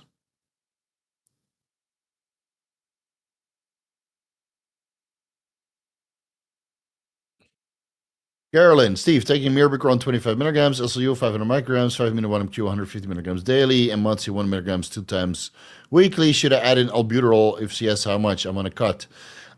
You could. Yeah, it stacks well with Mirabicron, but if you're only using 25 milligrams Mirabicron, then maybe 2 to 4 milligrams albuterol split out over 2 servings. And if you're a woman, Carolyn, then yeah, I would not go over 4 milligrams albuterol, preferably just 2 milligrams. But I think your stack is pretty good already. Have you looked into which blood pressure medications can cause a failed 12-panel drug test? No, because blood pressure medications are not checked for on a 12-panel drug test. So, I don't know. On a 12-panel drug test, what that's weed, cocaine, amphetamines, right? Cookie cutter beginner stuff. Right? The wider drug panel is like hundreds of compounds. And even there, all the blood pressure medications are not on there. That's why it's included in the wider prohibited or the wide approved doping stack, right? We discussed telmisartan you can use, and valsartan you can use, and lisinopril you can use, et cetera, et cetera, et cetera.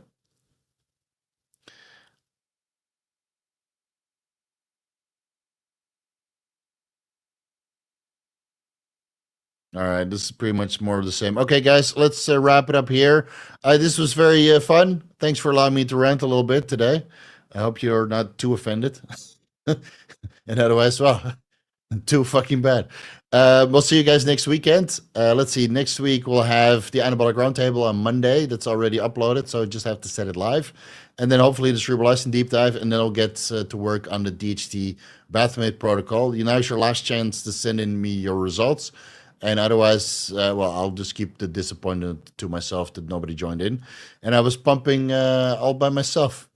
It is what it is. I'll keep all those inches for myself too, assholes. All right. See you guys next weekend. Peace out.